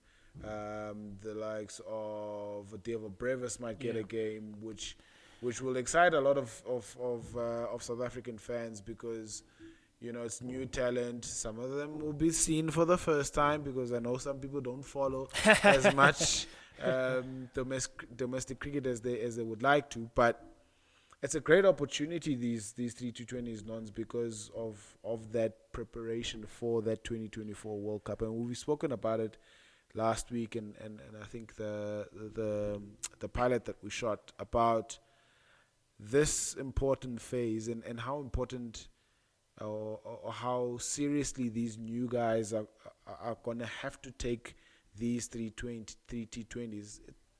The motivation is there. It's Australia. Well, you go out there and you do your best so that your name keeps cropping up in a year's time when the 2024 World Cup rolls around. West Indies, I think USA, West Indies. There, It's as much as I think the difficulty with some people, of course, is the first time you're seeing the Proteas squad team play, is you seeing the lesser players or guys being given opportunity, and a lot of people are trying to understand why this is happening. They haven't been playing for the country. Why we're not playing, which is, you understand from a management point of view, maybe they want to damn focusing, but at the same time, because it's not a meaningless series, like you said, you could put your name in the hat. By having these younger players being part of the squad, you're creating meaning to it. Yep. Now we're giving you an opportunity to represent the country in front of your South African people. Put your name in the hat. Like I said, that World Cup is in June. Yeah. Next year. It's not a long time. It's not a long time to prepare, go. Yeah. So, and these opportunities might not come might not come around. At the moment, the 50 over players are focusing on something else. And you come in as a younger player, introduce yourself to the South African public. Who knows what could happen? And what's nice about this, these are dynamic players. Matthew Bretsky, dynamic. Devil Brevis is dynamic. Gerald Coetzee, of course, Karate Kid. Yep. Yeah, he's the enforcer. Yeah. He's going to be running in. Donovan Ferrer is went from selling kit to being a millionaire and doing well and showcasing the power, the brute force that he can bring in those middle overs. The likes of Bjorn Fontaine for me are still looking to maybe also, we know of them, but they haven't really taken a claim to one of those positions, so he'll be looking to do the same. Yeah. So I think Tristan Stubbs, second season in the Proteas setup as well. So it's a lot of opportunities for guys to really showcase what they can bring to the South African shirt. Yeah. No, I'm looking forward to it, especially to see those young guys in action. And even though it's not going to be the strongest Australian side that's going to come to South Africa in both the T20s and the one-days because of a couple of injuries. Stark is not there. Steven Smith is not there. Maxwell just recently got an injury. Yeah. We cannot. It's Australia, guys. Australia doesn't matter who they bring. Australia come to South Africa. It's not a small series. Yeah. Yes, of course, would have liked Steven Smith to be here and prepare with the best being around. But it's going to be an Australian side that is, I think, won the last. Is it the 50 over or T20 World Cup? I'm looking at South Africa's record, particularly in an ODI series at home against Australia. I think the last time Australia were here, we whitewashed them 3-0. The previous time before that, I think we whitewashed them 5-0. Yeah. So we've got a really good record against Australia in South Africa in white ball cricket, and I think that is the big motivating factor for these players, is that they've got even in the T20 format, they've got a really good sort of record to uphold, that in white ball cricket in South Africa against Australia, we always come up on top. And that, I mean, they all call South Africa the kings of bilateral cricket until you get to a global tournament. But it counts for something. It still counts for something to beat Australia. Yeah. In any format, whether it's T20s, whether it's one-days, whether it's test match cricket. Similar to some of the guys, it's an opportunity to I mean, there's some big Moklasen, Nokia, who've been playing in other tournaments around the world, which at least they are ahead in terms of game time. There'll be some guys who'll be looking for those opportunities to obviously, like I said, they've been doing I think there's, I don't know, it's close to 8 or 7 camps they've been having between Durban and Pretoria. Now it's an opportunity to be in the middle. I have something interesting for you. There's been 13 World Cups, 50 over World Cups. 2019 was won by? England. 2015 was won by? Australia. 2011 was won? India.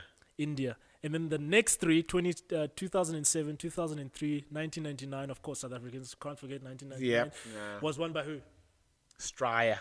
So what is interesting for me when it comes to the 50 over World Cup, it's almost like the subcontinent sides have not done well in World Cup events for 15 years. Yeah. And what is interesting now, like, again, I want to ask you in terms of who do we think, we know the conditions are, it's India's conditions. The last time they won it was at home. Was at home. Yep. And they've been trying to win. Virat Kohli tried World Cup events, didn't work. Rohit Sharma is brought in because of his IPL record to maybe be the guy that turns things around for India. But Australia has won 5 or 4 of the last 6 World Cups. And India and England have been the 2 other nations. Yeah. So what is interesting is, like, who, or we, as much as like we're saying Australia are depleted and all this stuff, they've won 4 of the last 6.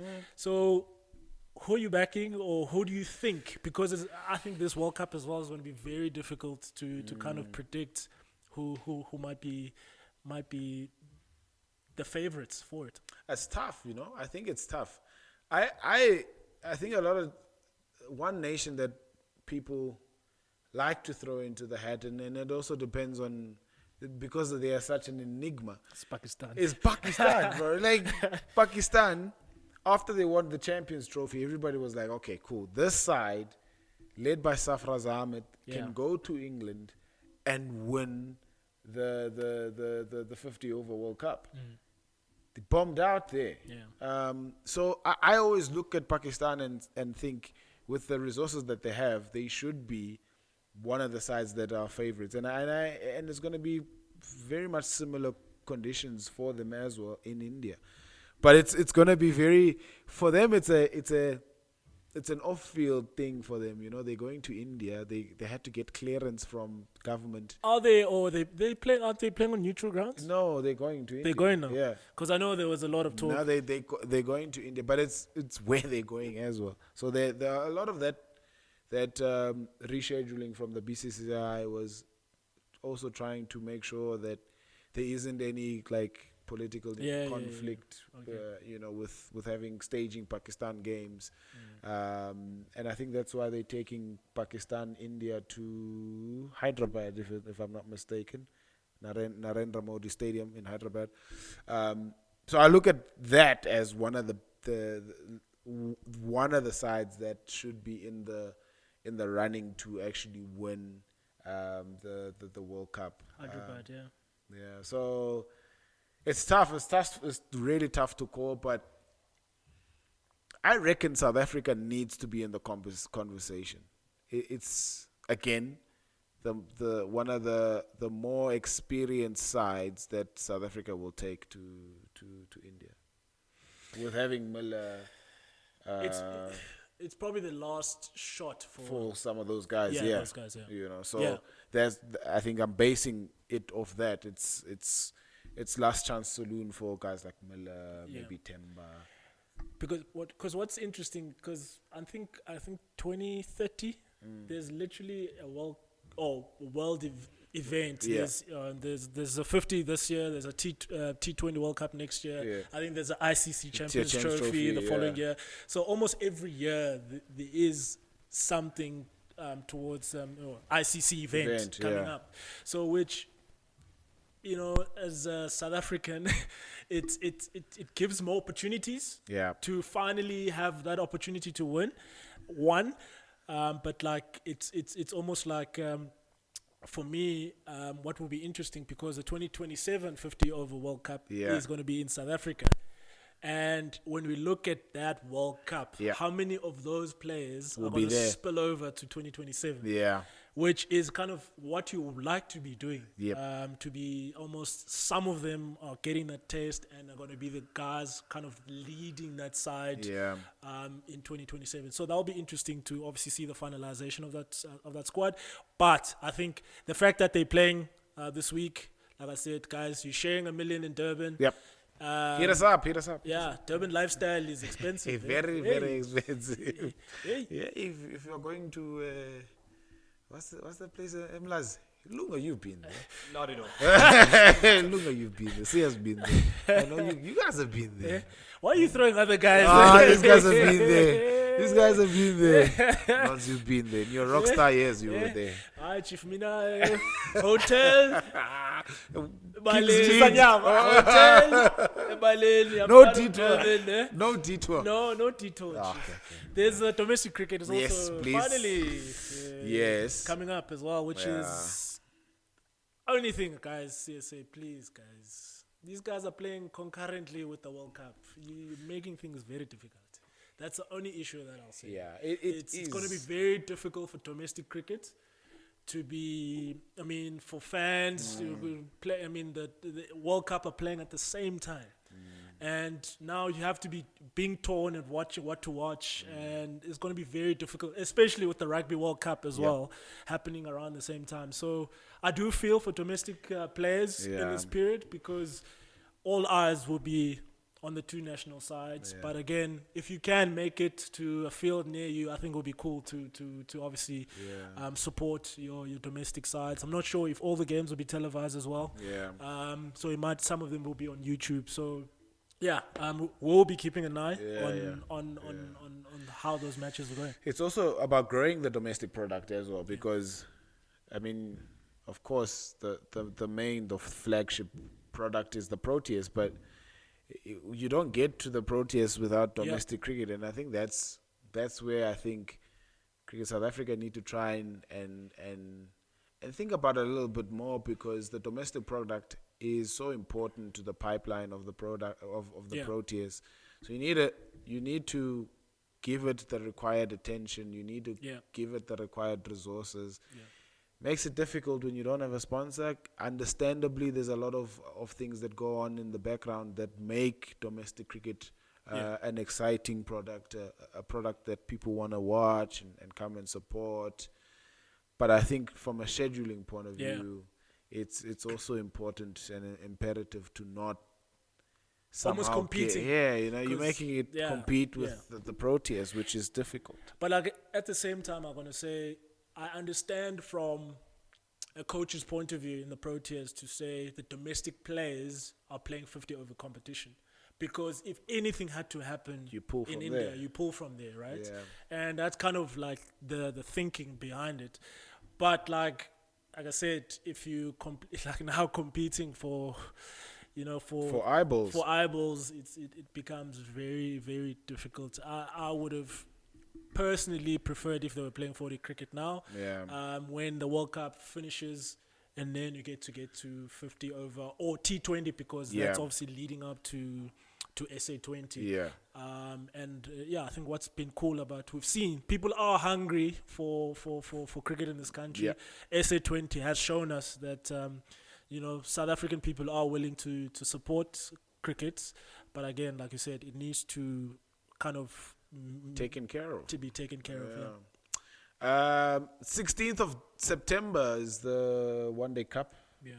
So the first round of matches in the One Day Cup starts on the 16th of September. So, like Don said, if you are in Potch, if you are in Paarl, if you are in Cape Town, if you are at the Wanderers or in Joburg, if you are in Pretoria, go and support those local sides. Tuskers as well now in Peter Maritzburg Oval, which is really great to see cricket back, or first division cricket back, at a very, very old ground. It's over 100 years old, that ground. It's got a tree, guys. It's a massive tree. There's a tree in the middle of, not middle of the field, by the boundary there. So it's always an interesting place to play. And like I said, it's domestic cricket is back next month, basically. We had the women's have just departed for Pakistan. Guys, all the best. We're hoping that it'll be an amazing tour. So seeing some of the content of the socials leaving there, so that'll be a massive tour for them. And then, of course, the Women's League was also launched. The Professional League of Domestic Cricket has also been launched last week, which is exciting times as well for women's cricket in South Africa. Same pay rate as well. First professional women's in South Africa. It's the first league. And then I was looking at the minister. I said he had spoken to soccer, had spoken to other federations to come on board, and cricket was the first to obviously fully commit to that. So, which is big ups again at CSA for obviously doing that. Will be again, I think, keeping a close eye with that, because it'll be similar. 6 teams in Division 1, and then there's 10 in Division 2 split into 2 groups of 5. But also the pay, the salaries for the Proteas men's and women's is going to be the same now, which is fantastic. They say there's only 3 nations. So it's New Zealand and India. South Africa are the only where the match fees are exactly the same as now. The men. So which is great. It's great progression, because it's a great incentive. It's an incentivized way of growing women's cricket as well, to make it a real big product that people can invest in, people can come in. I mean, I watched the 100 final yesterday. I know it's not your kind of format, Nons, sorry. But I watched the 100 final, the men's and the women's final yesterday at Lord's. Beautiful. Mm-hmm. Beautiful. The attendance for both games, a British domestic record for over 300,000 fans or watching. I don't know, but there's a British record for the attendance rate for the women's game in the UK, which again, when you pump money into something, you get rewards like that, and I think it's great. Yeah, no, it's the 100 is definitely for me. It's been the format, the fact that they play together, one venue for me has been really important. Yeah. Some might say piggybacking, but like I think now in England, Australia, India, it's almost like they can even run on their own and still get the same support. So it's really good to have seen that. And only thing that will be interesting there going forward will be, is the 100 going to remain the 100, because there's talk of it changing, converting to T20 as well. So that will be interesting to see if it carries on as this format, or they open it up to like everyone else in the world right now, franchise cricket. Before we go, we have to speak about world champs. World champs? Athletics world champs.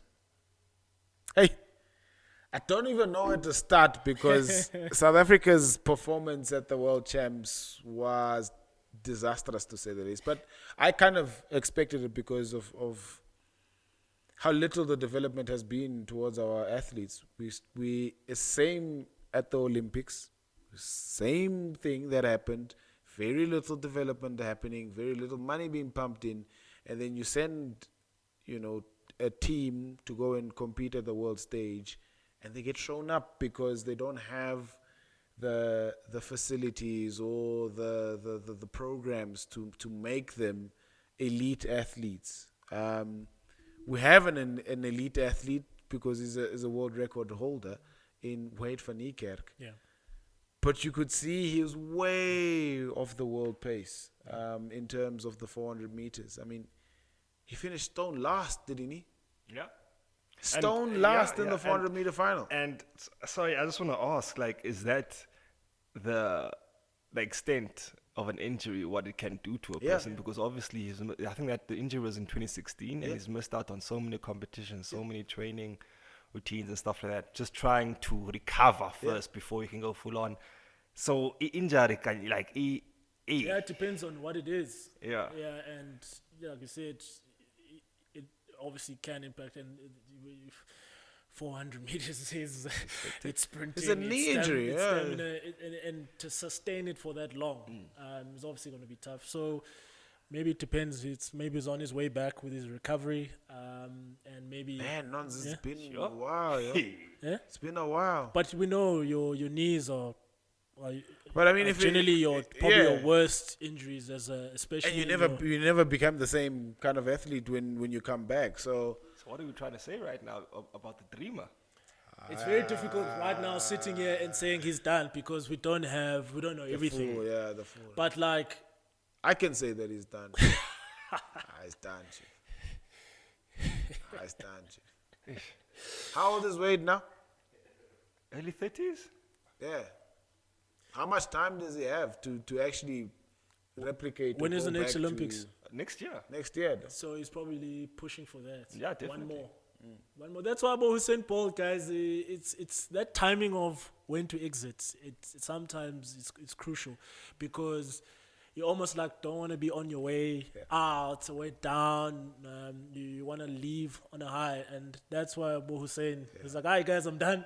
Because it's a lot of work. His individual sport is tough. Yeah. Because again, in a team environment, you say, hey, this Usmani played badly, or the coach. There's so many different scenarios we could throw at it. Now we're just looking him. What is it? It's his knee. Or what is it? It's everything just pointing at him. Or the motivation factor, like in a team sport, we can motivate each other to actually bring in the performances. Yeah, help each other. When you are a track athlete, you are the one there with your coach running, trying to motivate yourself. And you've only got one person motivating you, and it's tough. It's tough. But no, what we saw at the World Champs, it was kind of sad because, I mean, here's a guy that was on top of the world not so long ago, now sort of plummeting into, like, nobody even speaks about Wade in the way that they used to speak about him anymore.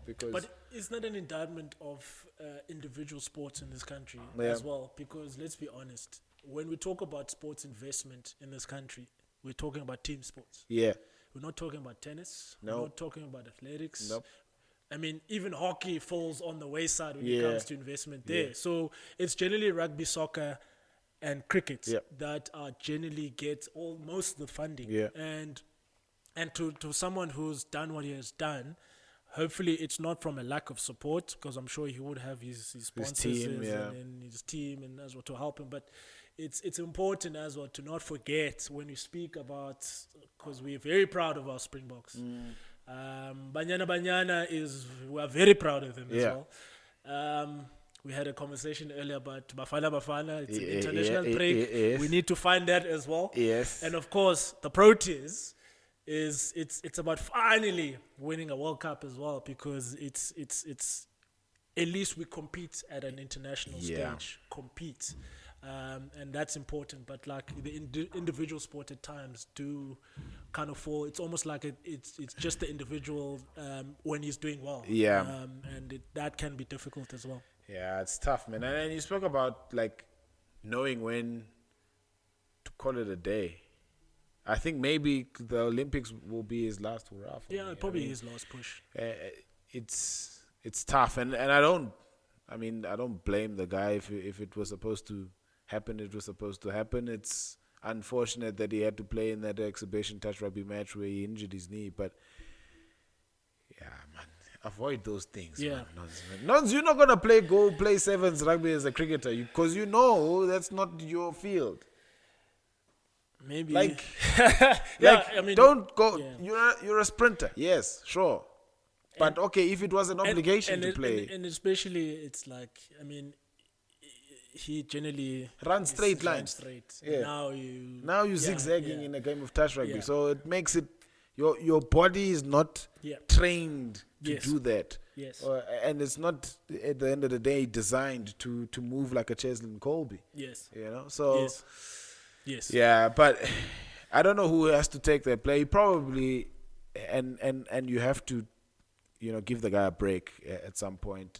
And I think he's probably made peace with the fact that decision, whoever the decision was, whether it was himself or sponsorship or management, the decision was made. They have to accept that it happened, and whatever ensued from that sort of contributed to how his career is going now. But it's kind of sad for me to see a guy who's such a great sprinter fall by the wayside like this.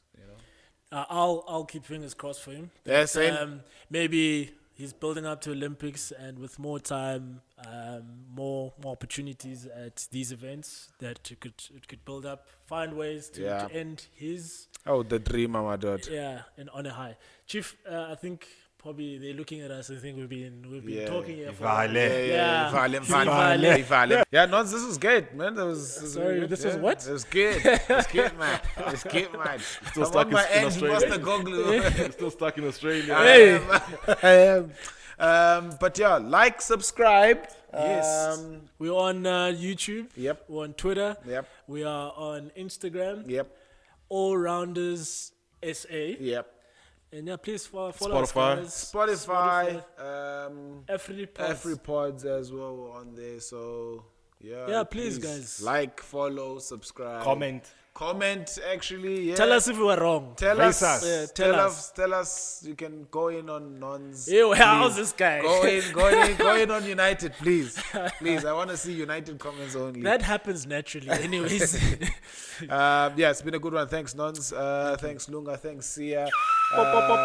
With his Man City shirts. Yeah. Honorable mention to Smosh, who handles all of those social media pages. Kind regards, Bosch. Kind regards, Smosh. Thank you very much. Sincerely yours. Yeah. And we'll see you this time, same place, same This time.